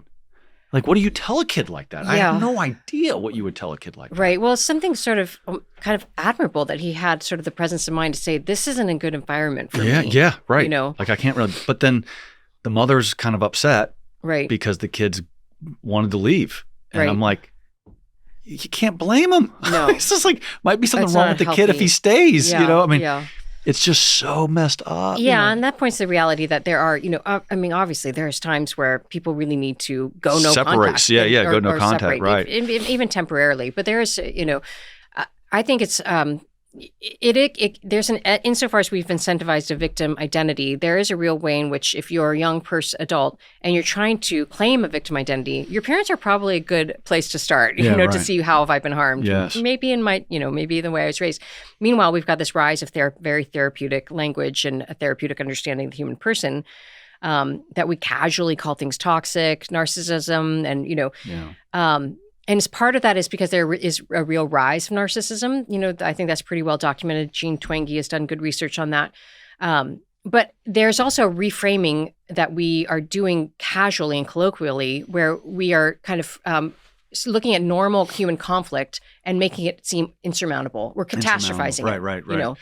Yeah, I even in our own family, I have a couple people in my extended family who are, I would consider them having Trump derangement syndrome. Mm-hmm, mm-hmm. Mm-hmm. You can't talk. Mm-hmm. Oh yeah. And so, it's kind of it's one of those things, Thanksgiving dinner or just, or whatever. And it's how do you have a relationship with this person and just don't ever talk about politics? No, Thanksgiving dinner has become sort of the cliche of how, how you can talk to your conservative uncle at the Thanksgiving table. And it was interesting, this last election, there was a lot of pundits, MSNBC and all these places that were saying, no, you don't, if you don't want to see those relatives that voted for him, then you don't have to go there. Don't put yourself in that position. But this actually has a lineage. I write about in the book that I don't know if you remember in the Obama administration, they had a campaign ad or an ad that their administration put out with Pajama Boy. He was like a hipster, a man-child kind of. Roughly, yeah. In his 20s, probably in plaid PJs, sipping hot cocoa. And he's saying, this holiday season, make sure that you talk to your family about abortion rights or something. Yeah, it was go evangelize for me. It was go be woke at the dinner table kind of thing. Yes. Yeah, and it was interesting. And it seemed like it was kind of a derided message because it was sort of silly and, the hipster and the pajamas and the cocoa and all of that. But, it was really prescient in a way. Biden did something similar about, at the holiday meal, talk about healthcare or, and the wins we've had, the Biden administration has had for abortion rights or what have you. Pass the potatoes. Right. But the idea being that, the most sort of intimate family moment coming together, Thanksgiving should be about gratitude and bonding with one another. We're actually going to inject politics right in the heart of it and also leverage the young to correct the old, which is another piece of the no contact movement. Yes. Okay. So talk about that, because again, historically, just in a civilization, it was the older people who shared their wisdom with younger people. Mm-hmm. And now it's the complete reverse. I mean, the young people come and they're educating mom and dad and grandma and grandpa because they are ignorant because they haven't been to modern university and they don't have social media. Mm-hmm. So I mean, that's part of what you're saying, right? Yeah. And I mean, that's Hegelian also, is that the older generation is going to be, by definitionally, they are kind of behind. They're not as far into history as the next generation is. The future is more progressed. They're more advanced. They're more on the, pointy tip of the spear. But so in the history of estrangement, obviously we've always had sort of some version of family estrangement, banishment, maybe in older cultures. But there are three shifts that have happened. One is that it used to be sort of for the sake of preserving cultural unity or a common social memory, maybe. So somebody is maybe treasonous or somebody is promulgating heresy or, a threat to community. Maybe societies at certain points would deem that person as being someone who has to be separated maybe from the community. And now it's not for the sake of preserving social harmony, but actually for disrupting it. It is for interrupting our common cultural memory and for all those revolutionary reasons. Secondly, it primarily, traditionally would have been, the elders coming together to correct the younger. As you're saying now, it's the young against the old, which, you see a precedent of that in like Maoist China and, student movements of motivated by Marxism. And then thirdly, in the past, we would say that this is an unfortunate but necessary, consequence of some greater good that we're seeking. And now it's actually in itself a liberatory kind of courageous thing to do, to go no contact. But think about Thanksgiving dinner when Nixon and Kennedy were running against each other. Mm-hmm. You could be a very normal person and vote for either one of those guys. Mm-hmm. You know what I mean? I mean, your difference was maybe some international policy, a difference in tax code policy, things like that. Yeah. But there was no difference between like, I'm a male or not, or, God is good or bad. Mm-hmm. There just wasn't these fundamental massive disagreements. So it would have been easy for somebody to like, the old thing is don't talk about religion or politics. Chesterton says all there is religion and politics because it's either about God or about your neighbor. Yeah, and that's right. But, I mean, you could easily set those kind of more specific political differences or economic philosophies to the side a little bit. Right.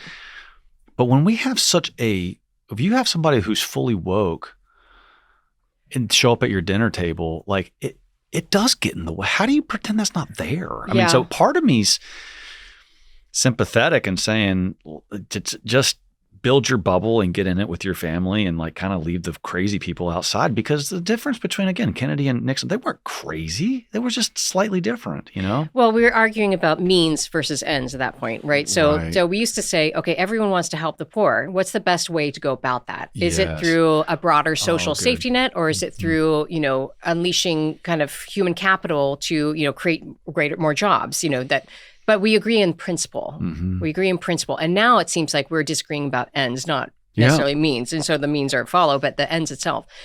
So, in a way, you're right. There's a way in which, it can't really, it's not an irrational movement. And so it's not that we're going to have some healthy debate that's going to necessarily convince someone. Although, go back to the Charlie Kirk example, sometimes talking about things can expose the fundamental insecurity of the movement and help people arrive at the truth. Mm-hmm. However, I do think that, oftentimes now welcoming people to our dinner table is not about convincing them of something propositionally, but about conveying charity and conveying to them their true identity, a deeper way, just through giving attention, through dignifying, their deeper reality. The other thing I think that's happening is not just that the nature of our disagreements have broadened and deepened. It's also that we've reduced everything to the political. Yeah. That's part of totalitarian ideologies, is that everything is absorbed into the political sphere, with no room left for the deeper and higher things that are we know through religion. And so if everything becomes political, then, our disagreements become much harsher, because to disagree becomes about who you are, not just about whether or not we perceive a common truth. Well, that's the identity politics. Yeah. The disagree is who you are. Like, if I disagree with your policy, I'm saying you're wrong, and that's because they've turned it into identity politics. And you're an obstacle to the progressivism, right? You're an obstacle to the revolution that has to happen. And so, there's a reason why, every totalitarian government, you have to be converted or concluded, right? You either have to be killed or you have to go to re-education camp, because insofar as you disagree, you're an existential threat to an ideology that can't withstand disagreement. And so I think this is why, when you have a deeper and real understanding of the nature of truth, you understand that the person who doesn't assent to the truth is not a threat to the truth. Yes. They don't pose a fundamental threat. I mean, they might be a practical threat in certain ways, but for ideologies, it's different. You're an existential threat. You have to be brought on board or you have to be ended. And so I think the person becomes obstacle, and that Thanksgiving dinner table is all the more fraught, because you are an existential threat to something that has to happen in order to be on the right side of history. So with your new work, No Contact, so you're kind of tracing out like the different ways that this is happening. Mm-hmm. Do you draw conclusions like what's supposed to be done about it? I mean, like isn't most of the no contact coming from the left? I mean, the left is saying we're not going to relate. We're not going to visit mom and dad because they're conservative and they go to church or whatever. I mean, most of the people that are the cause of this no contact, I would think, are the far left. Yeah, there's always exceptions, but those exceptions are not, don't defy the pattern. And the pattern is that it's far more on the left than it is on the right. And there's good reason for that. I mean, there's social psychology has long had sort of a blind spot to the idea that there's such a thing as left-wing authoritarianism. They thought that authoritarianism, the common wisdom was that authoritarianism is only a right-wing phenomenon. Yeah, I see that, yeah. Aided and abetted by things like the work of Adorno, the authoritarian personality, the F scale, the fascism scale. I mean, there's been a long precedent of pathologizing the conservative temperament. So, yeah. By the way, do you know where left and right come from? No. So to that very point, authoritarianism on the right, that was always the perception. Mm-hmm. So in the French Parliament, right before the French Revolution, you had the King of France who sat in his throne, and to the right of him were the people who were very supportive of a greater monarchy. Oh, interesting. And the people that sat on the left were the people that were fighting more for the rights of the people. Oh, interesting. And to decentralize power. Yeah. That's where right and left come from. And ever since then, if you were on the right, you were more for totalitarianism or authoritarianism or fascism. And on the left, you were more freewheeling and more anti-big government or anti-centralized everything. But it's all ironic because now the far left is completely for big government. Yeah. I mean, it's all flipped. But that's where the left and right. Oh, that's interesting. I didn't know that. Language comes from. Back to that's France. Really interesting. Yeah. Well, it's been fascinating to look deeper into it. So we've only had a metric of understanding what authoritarianism is in a very particular way. So authoritarianism is support for hierarchies, authority, for conformity to certain norms, right. For respect for fatherhood, religion, all these things. And what's the most recent research is discovering one professor at Grove City College, Luke Conway, who used to be in Montana at a school, and then some other there's some other interesting research coming out on this, is that there is a different type of left-wing authoritarianism certainly exists. It's just, it looks different. It's not about elevating hierarchies. It's about smashing them. It's not about continuing normativity. It's about transgressing the norms. It's top-down censorship. It's just a different lens through which social scientists have not, or psychologists have not sort of defined authoritarianism as being under. And so they've had this idea that it was a fiction. And what the new research is saying is that, no, it actually is really real. And in fact, interestingly, the more authoritarian you are on the left side in the studies, the less likely you are to identify it in yourself. Whereas right-wing authoritarians, they'll say all these answers that make them reveal that they're authoritarians, but they're more willing to say, yeah, I kind of am an authoritarian. Where at the left, they become less able to see it. And part of the idea is that insofar as you've defined a movement as being anti-authoritarian, that sort of baptizes then all your behaviors and beliefs. You see this with Antifa. They're anti-fascist, and they don't acknowledge That's how fascist. That's where the word comes from? Yeah. I never realized Antifa, that. yeah. Antifa. Anti-fascist. That's so obvious. I missed it. Yeah. And so in the name of fighting fascism, they can engage in very violent fascist activity. Yeah. So it's like, okay, so the more and more you preach tolerance, the more intolerant you become. And the more blind to your intolerance. You cannot see it. Now, the hopeful thing is that once the whole premise of like coexist is like, we will not exist with you unless you adopt all this crap. I mean, like, that's right. We see this. It's been happening. This trend has been, I love that. That's a brilliant thought say it again, the more left-leaning, the more a leftist becomes authoritarian, the less they identify as an authoritarian. Yeah. That's amazing. Yeah, the blind spot increases. Yes. As far as more extremes that they get. Yes. Now, the hopeful sign is that, that once they see it, they're more motivated to correct it. So someone who, you think of Barry Weiss is a good example, who was a New York Times journalist and left the Times because she saw, the rising groupthink and authoritarianism there and started the Free Press.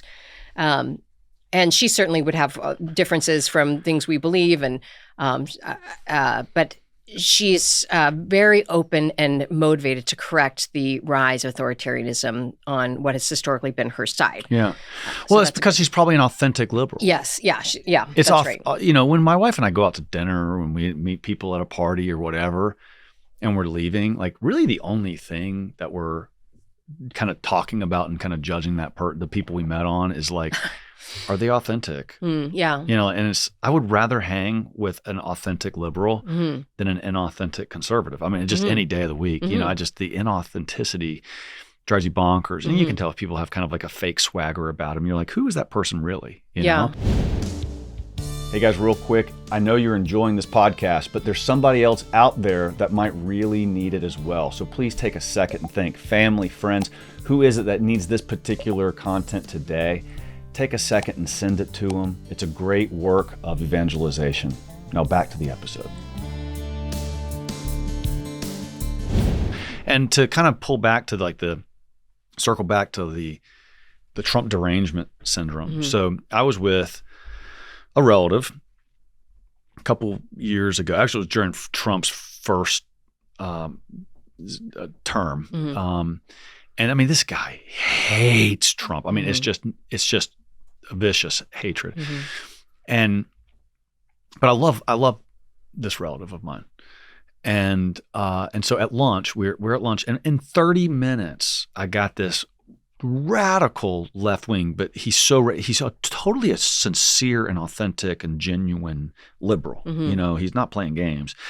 Within 30 minutes, I got him to accept the logic of the abortion issue, at the very least, should be a states' rights issue versus a federal issue. So, I mean, I got this crazy left liberal. I mean, he's not crazy. He's a great guy, but he's totally into the far left wokeness.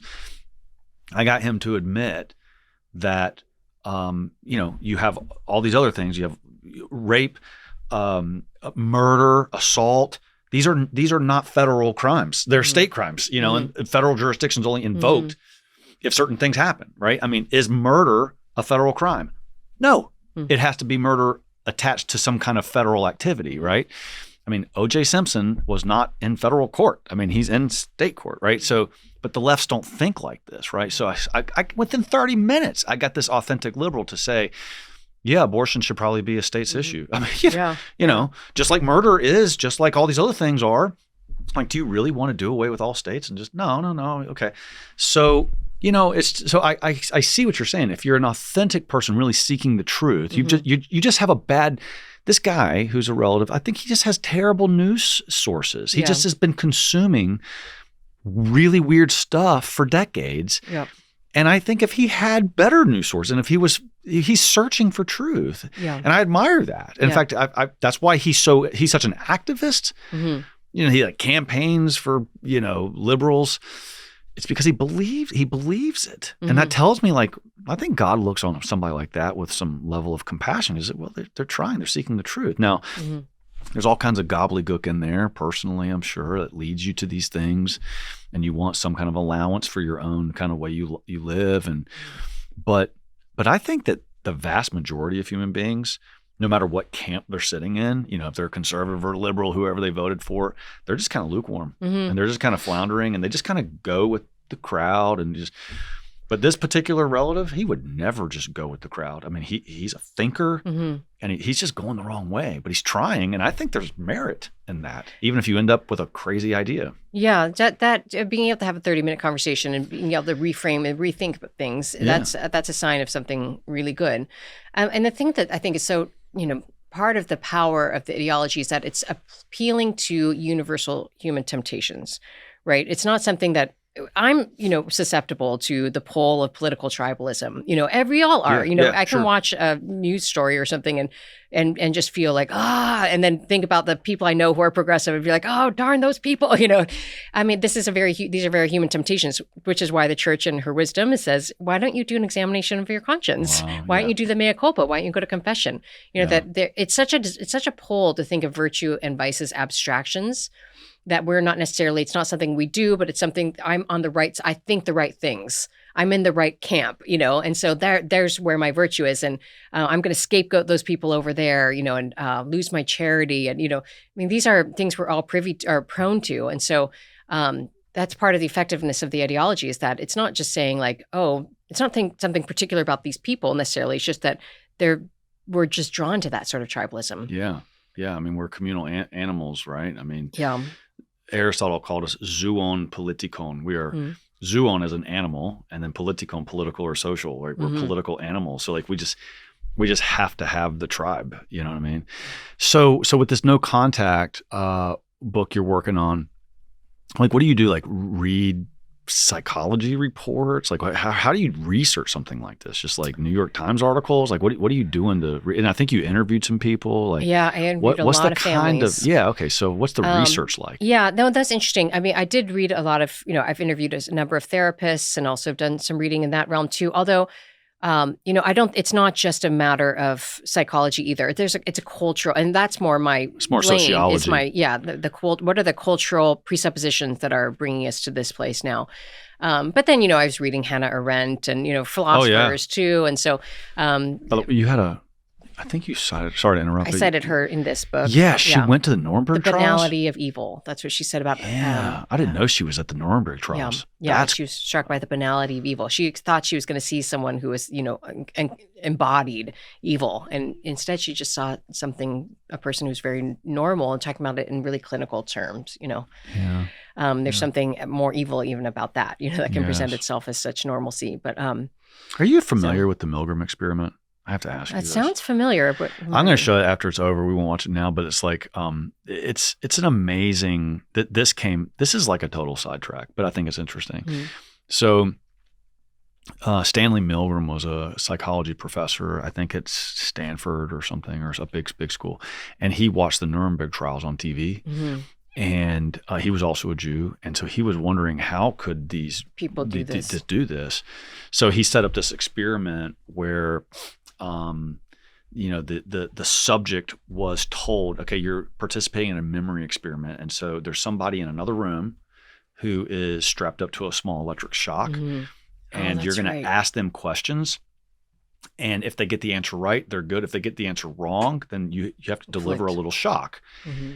And so they're doing this, and so it's a memory. And they were told, the subject was told, what you're doing is trying to see like if pain will actually improve your memory or like make it worse, right?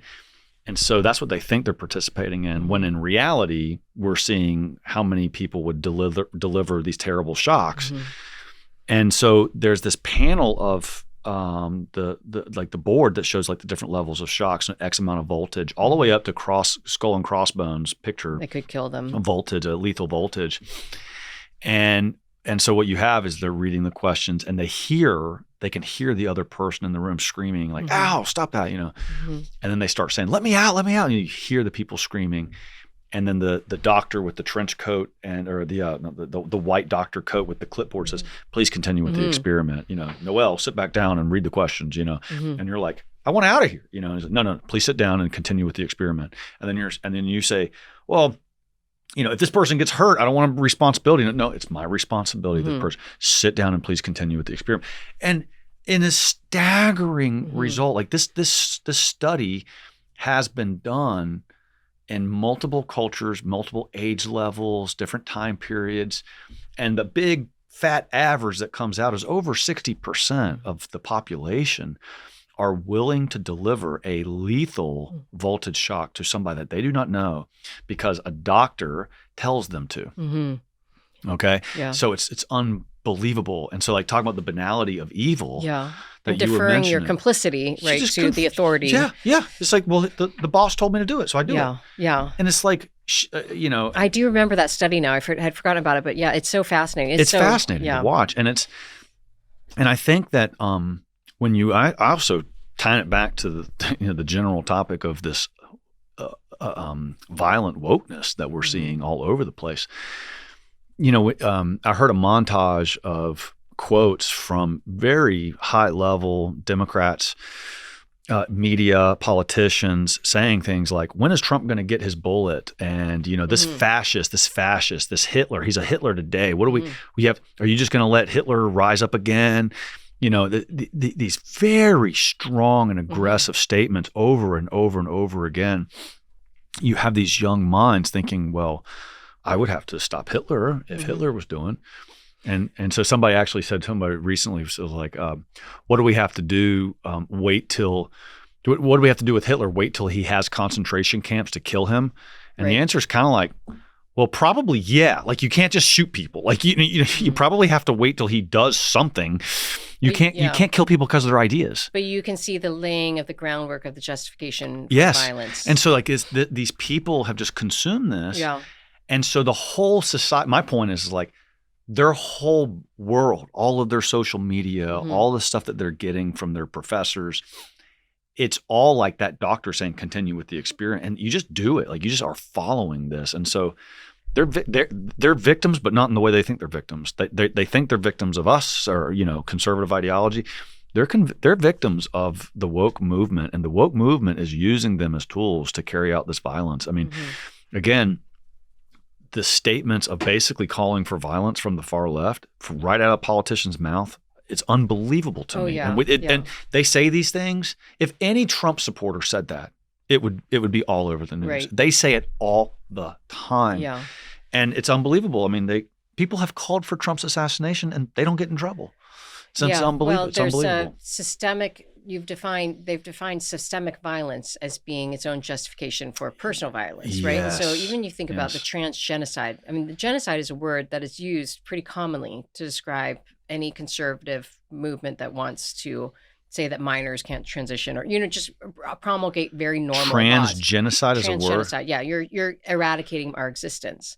Oh so my to gosh. to mispronoun or to dead name or to create support policies that are not going to provide gender affirming care, meaning hormonal and mutilating surgeries, is a type of genocide, is participation in genocide. So that sort of language, in other words, just to buttress your point, is itself laying that same sort of groundwork. That violence then becomes a natural response if that's how we're framing what's happening to us. How would you counsel a parent whose child wants to transition? Yeah. Not that you're like a psychologist, but right. You're studying this, so you'd know right. more than I do. Right. Well, no. So in the book, there's a lot of different things that can say. One thing I'll tell parents is you can't panic, because I think panic leads to two extreme and unproductive behaviors. One can be, I'm going to affirm everything and I'm going to placate you and capitulate to everything you want because I'm so terrified of losing this relationship. And I have talked to parents like that, and I understand why that's their instinct, but that can't be the highest good, right? Yes. We have to be for our children, even when they're not presently for themselves, even at the potential cost of having tension or even rupture in our relationship with them, because that's what real love demands, is right to be truly for them. The other way that parents might panic is that they might try to become too controlling. You know, and you can see this instinct too. Sometimes parents will say, if I just have a perfectly worded argument with them, or if I just send one more article, that'll convince them, you know, out of their Trump derangement syndrome or whatever it is, that I can affect their behavior in a certain way. Educate them. Yeah. And one of the things I encourage parents is to step into the nobility of a parental role, which is not threatened. Your authority is not threatened by the fact that it might not be acknowledged or that somebody doesn't see it. But you need to have three things. So there's this, I talked to this one therapist about the differentiation, which is part of Bowen family systems. Being high in differentiation. What was that? Bowen, Bowen. What's that? Family. It's a form of sort of therapy that addresses kind of the systems of the family and also how we interrelate. Okay. So one thing that is I think a really wise point that came out of it, and it's sort of simple, but it's good to think about it clear in this way, is think about if you're high in differentiation, you're able to sort of have unity without uniformity. So you're able to have relationships despite maybe potential deep disagreements. Okay. So the way you test whether you're high in differentiation is you ask yourself three questions. One, do I know who I am, what I believe, and do I have a security and confidence in that? Two, am I threatened when somebody disagrees with me or doesn't believe those things? Three, am I confident enough to express what I believe when it is prudent and when I'm called upon to? Okay. So you want to be high in all three of those things. Yeah. And when we're not thinking about my family, I'm like, I think we get pretty good scores on that. Yeah, good. Yeah, it's hard, and sometimes we might have a mix. I mean, sometimes different relationships trigger, or might for sure. create more of a threat to that. For sure. But when we're low in differentiation, we find disagreement as a threat. And so I think that's a lot of times driving the no contact movement is that the parents think differently from the child. And so the adult child is threatened by that. And they think that there's something either toxic in their parents or that the parents are thinking there's something toxic in them. Anyway, all sorts of bad things happen. But so for parents to, I think, try to strive in that amidst that disagreement and that dissension and that, dissent and that, maybe, fracturing, how can I still feel confident and not capitulate, not compromise what I know to be true, and still not be threatened by the fact that my child doesn't? How do I be present for them and try to make a relationship about something deeper than politics? Because that's part of the triumph of the ideology, is to reduce my relationship to only the political sphere. So if a child was struggling, so I'm trying to bring this back to your question, which is, I think some way for parents to find a way to not give truck to the lie. Right. You never want to participate in a lie. Right. But you also don't want to reduce your child to this identity that is manufactured. Yes. They have a deeper identity. And how do we dignify that deeper identity, communicate to them, even sometimes without words?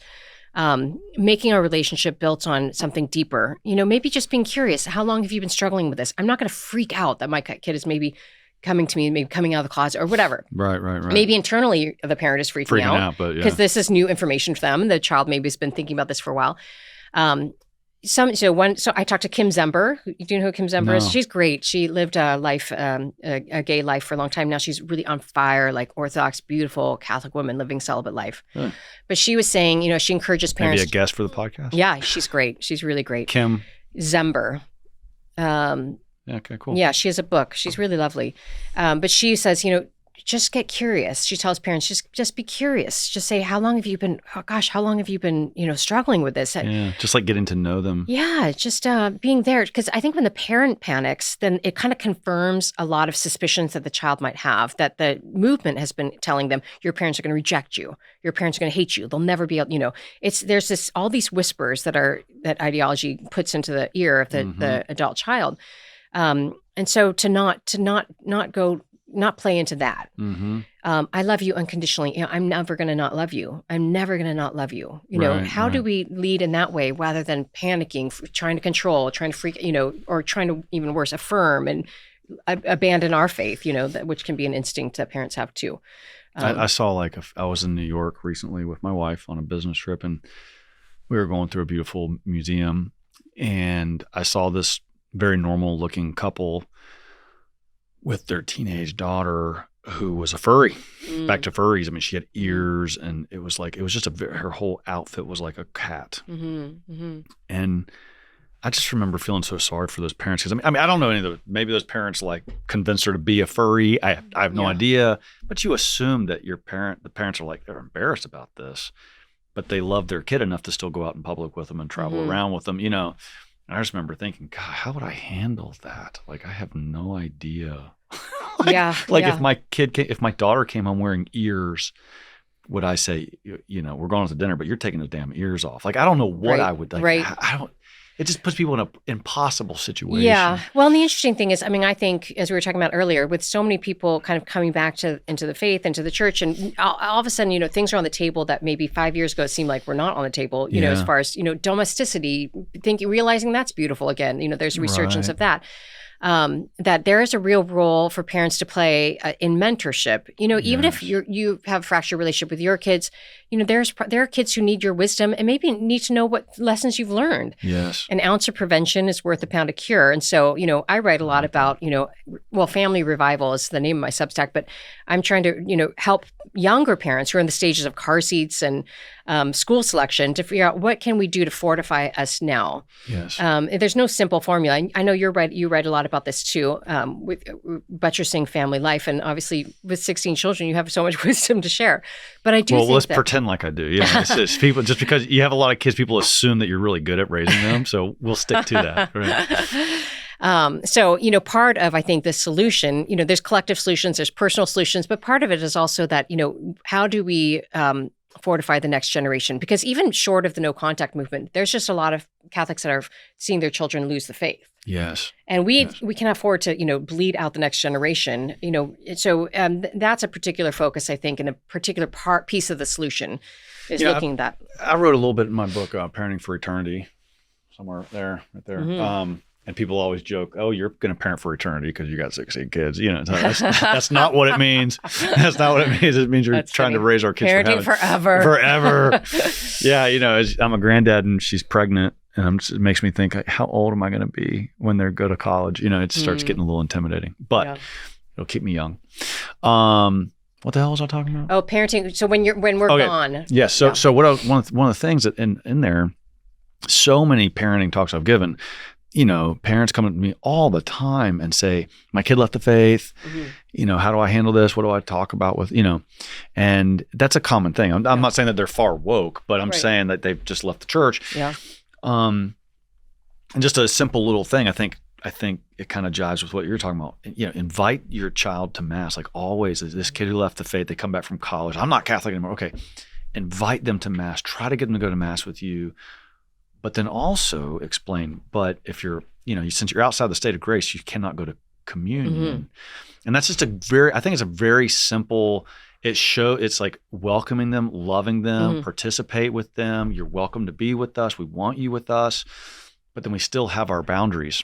Oh yeah. And like you're not properly disposed to go to confession or to communion without first going to confession. That is a merciful. It's a merciful approach, but it still has a strength in it. No, this is what brought me back to the faith is that I had stopped practicing, not really for any, I was a public school kid, and then I went to evangelical college, and I just wasn't formed enough to really, just maintain the faith, I think, amongst that, within that environment. But my father was, my parents were great, and they realized I was losing the faith, and they started bringing me to all sorts of conferences and apologetics, and it was wonderful and it helped me a lot.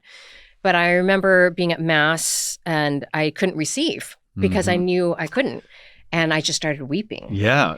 And that was really the moment that changed things for me. And I realized, in retrospect, I needed two core beliefs in order to have that moment of grace. One, I need to understand the reality of sin. I need to know that what I'd been living in sin. It's making bad choices, and I need to know what mortal sin was. Two, I needed to know what the Eucharist was. I needed to know what the true presence was, and that I wasn't able to receive. Yes. And if I had one without the other, I don't either. I would have received inappropriately or in sin, or I just wouldn't have seen the power and been drawn back to it. Sure. I needed so long to be back in communion with our Lord.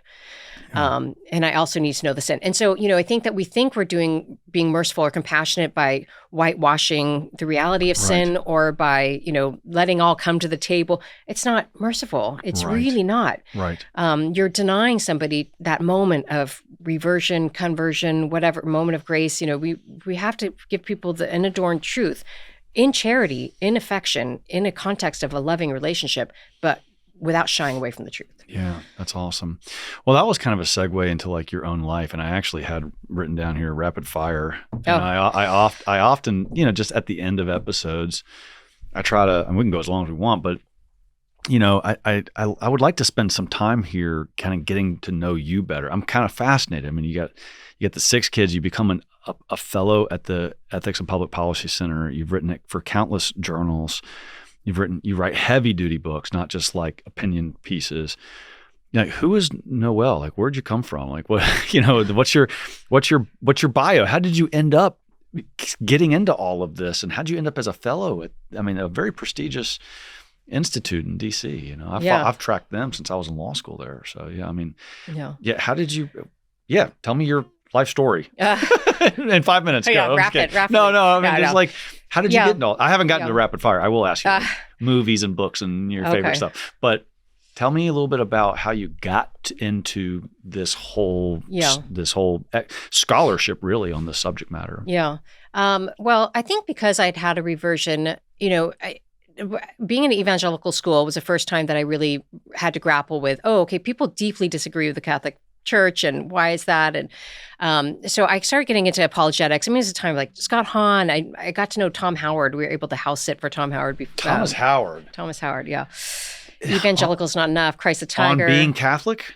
Was that his famous book? On Being Catholic. I believe that was one of his famous books. I think that's right. Yes. Okay, he wrote Christ the Tiger in the 60s, which was like a really hugely popular book in the evangelical world. Anyway, lovely man and lovely wife too. But so I got into all those apologetics and that brought me back to the faith. And then were you married yet? No, before we got married. And then my husband, he became Catholic and quickly lapped me. He's like an amazing man of prayer. And really, just a triumph of a human being. I love him so much. But and so we committed ourselves to living a Catholic life, even though we were sort of, Catholic babies in a way, with a reversion and conversion. But realized, pretty quickly that, when you commit yourself to the principles of the teachings of the truth, you really start to flourish, in ways you don't anticipate. They seem hard at first, like, are we going to live like this way? But even being open to life, I have 6 kids, but we've also lost 6 kids. And so, and sometimes in very traumatic ways. And so, sometimes being open to the church's teaching and open in life is like you're opening yourself up to a lot of vulnerability and sorrow. Yeah. So that's been even in that, we have so much gratitude. Like there's so many fruits, even just in suffering well and trying to be great, foster gratitude in your suffering, that just the church has given us so many lessons. So I started writing in a way because I had I was learning all these deep truths and also, had so many dear friends and family members and, that thought about things so differently. And I knew they were good people and good-willed and trying to figure out, okay, what is true here, even in our practical application of greater truths, like how are we applying those to how we're understanding the nature of the human person in society? And, gay marriage in 2008 was such a hot button issue. It was, yeah. And people amongst Christians were so divided, my evangelical friends and Catholic. And so trying to navigate all those realities was really fascinating to me. And it seemed like there was a lot of co-opting of words into ways that were not appropriate. Like, what does love mean? Does love mean not ruffling anyone's feathers? Does love mean that, do whatever you want? And so all of those concepts were really interesting to me. And then I reconnected with Carrie Gress, who is a TAN author. Yeah. We'd gone to grad school at Franciscan, and we started writing the Theology of Home books, which became a very successsul book series. Yeah, and it's awesome. After, I think, the first or second, I proposed writing Awake Not Woke to you all. And that, the woke movement started. I started writing about that in 2018, just trying to navigate all these things that, why are we turning our backs on so many anthropological realities in service of something that is ultimately not going to be loving, but to the demise of the human person? And so just a desire to kind of, I really write about hot button issues, but I try to make sure I'm always writing about them out of love. Yeah. And I really have people I love deeply who are think so differently about these things. And so I think, they're good people. How do I persuade someone like that? Well, with TAN, I'm just going to relate that to TAN. I mean, our whole thing is, one of our guiding principles for what we publish is truth and charity. Mm-hmm. I mean, because when you start hitting the truth in these, it's really easy to become kind of a jerk about it. Yeah. And it's hard to always kind of try to keep a charitable tone. Yeah. And it's really hard. Yeah. So anyway, I commend that. But yeah, absolutely. But to your point about ethics and public policy center, so that was actually really exciting because I'd been a fan of Ryan Anderson for a long time. Yeah. His work, I'd been watching his work for about 10 years. And so he reached out to Carrie, and they had known each other through DC stuff. And so the Theology of Home books were popular with his wife in particular, who's a lovely woman. So the project was born out of that. So what do you do for them as a fellow?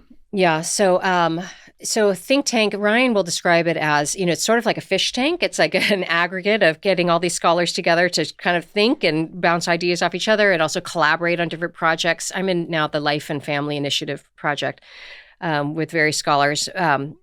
But it's also sort of like an army tank. It is a kind of acknowledgement that there is a battle. Fish tank, army tank. I like it. It's awesome. Yeah. Yeah. So our tagline is shaping policy, renewing culture. So the idea is that we need to work on both policy matters, but we also need to work on cultural issues. And that the idea being that one, it's not that culture is necessarily downstream of policy or that policy is downstream of culture, but rather that they feed into one another. Yeah. And so it's important for people who are,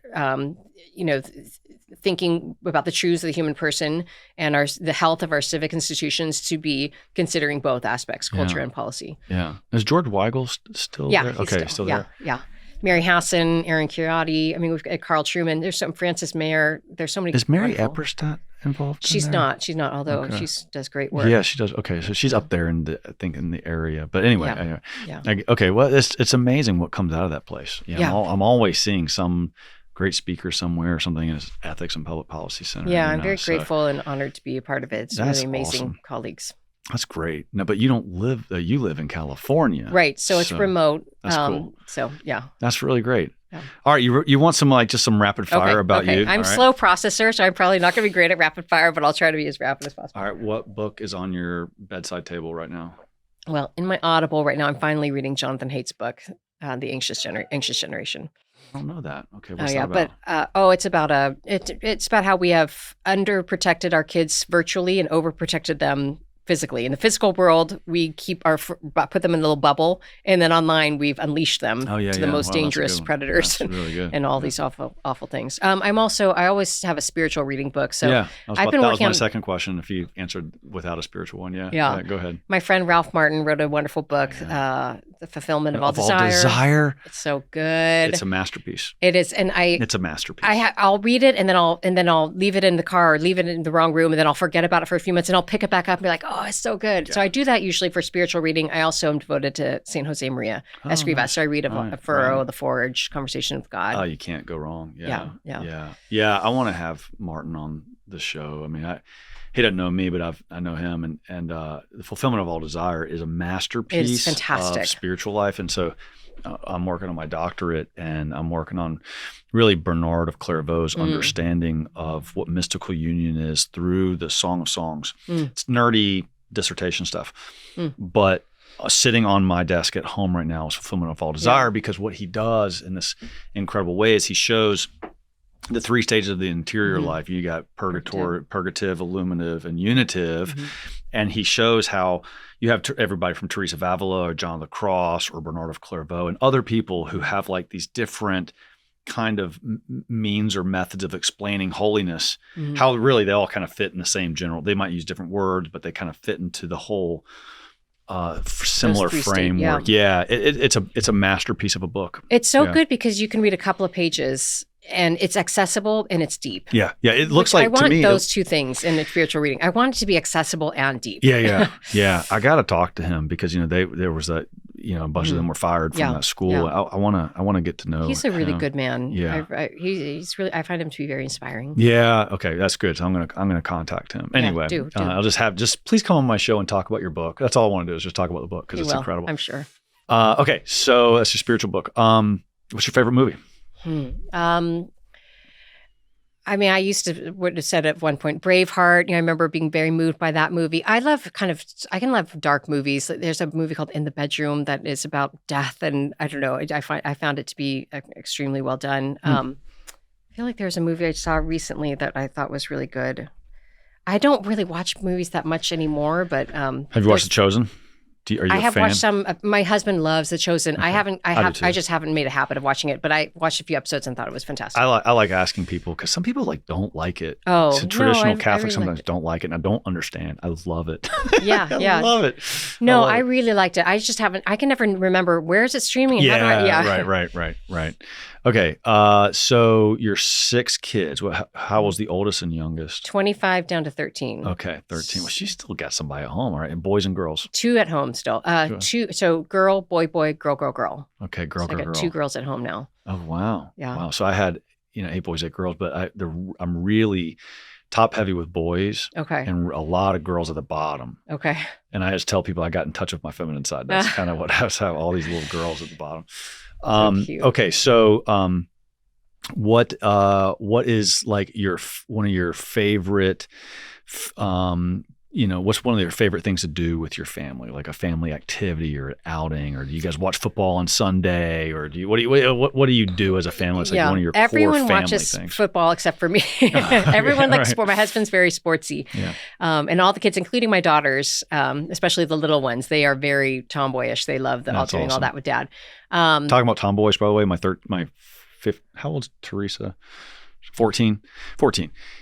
We're actually discussing yesterday, can she learn to do the 0-turn lawnmower and take over the lawn care on the weekends? Because my 20-year-old is totally unreliable now. But I'm going to train my 14-year-old daughter on how to do this big 0-turn lawnmower. How cool that she wants to. Yeah, it's pretty awesome. And she's like, it'd be much better than cleaning the house. I'm like, yeah, let's do it, girl. Let's do it. Right. Anyway, sorry, keep going. What do we do as family? So probably our most common family activity would be the beach. We live 5 minutes from the beach. Oh, really? And Nice. we have a big community where everyone tends to go to the same beach, especially on Sundays in the summer. So it's free. Everyone's in nature. No one's on technology. You bring food, and it's a nice, easy, fun activity. Favorite saint? Saint Jose Maria Escriva. Okay, yeah. Are you Opus Dei? Yeah. Oh, yeah. Awesome. Outstanding. Is your husband? He is, yeah. Outstanding. Yeah. Wow. Yeah. That's really good. Yeah. When I was in D.C., I went to the Catholic Information Center and I would participate in their circles and stuff when I was living there. Great place. We don't have it here. Like we need it here. Like in Charlotte, we don't really have Opus Dei. Yeah, there's here. not a center or anything. Yeah. We need to do that. Yeah. All right. Let's see. Favorite book of the Bible. Favorite book of the Bible. I guess the Gospel of John.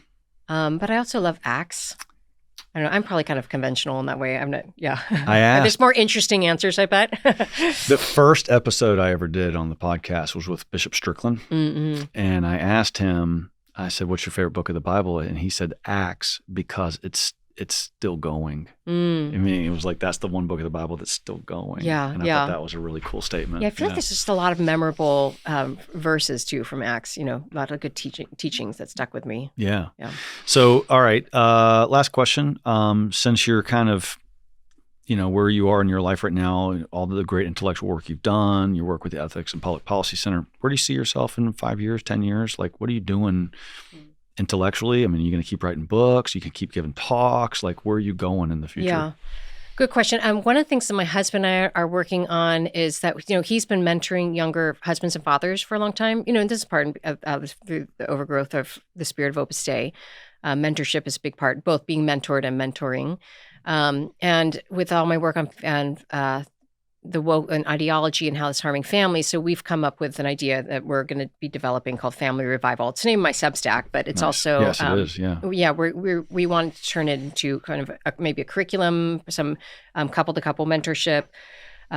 So he does corporate mentorship and leadership training and things like that. So that's kind of his human formation is really at the heart of both his passions and also his skills. He's really good at it.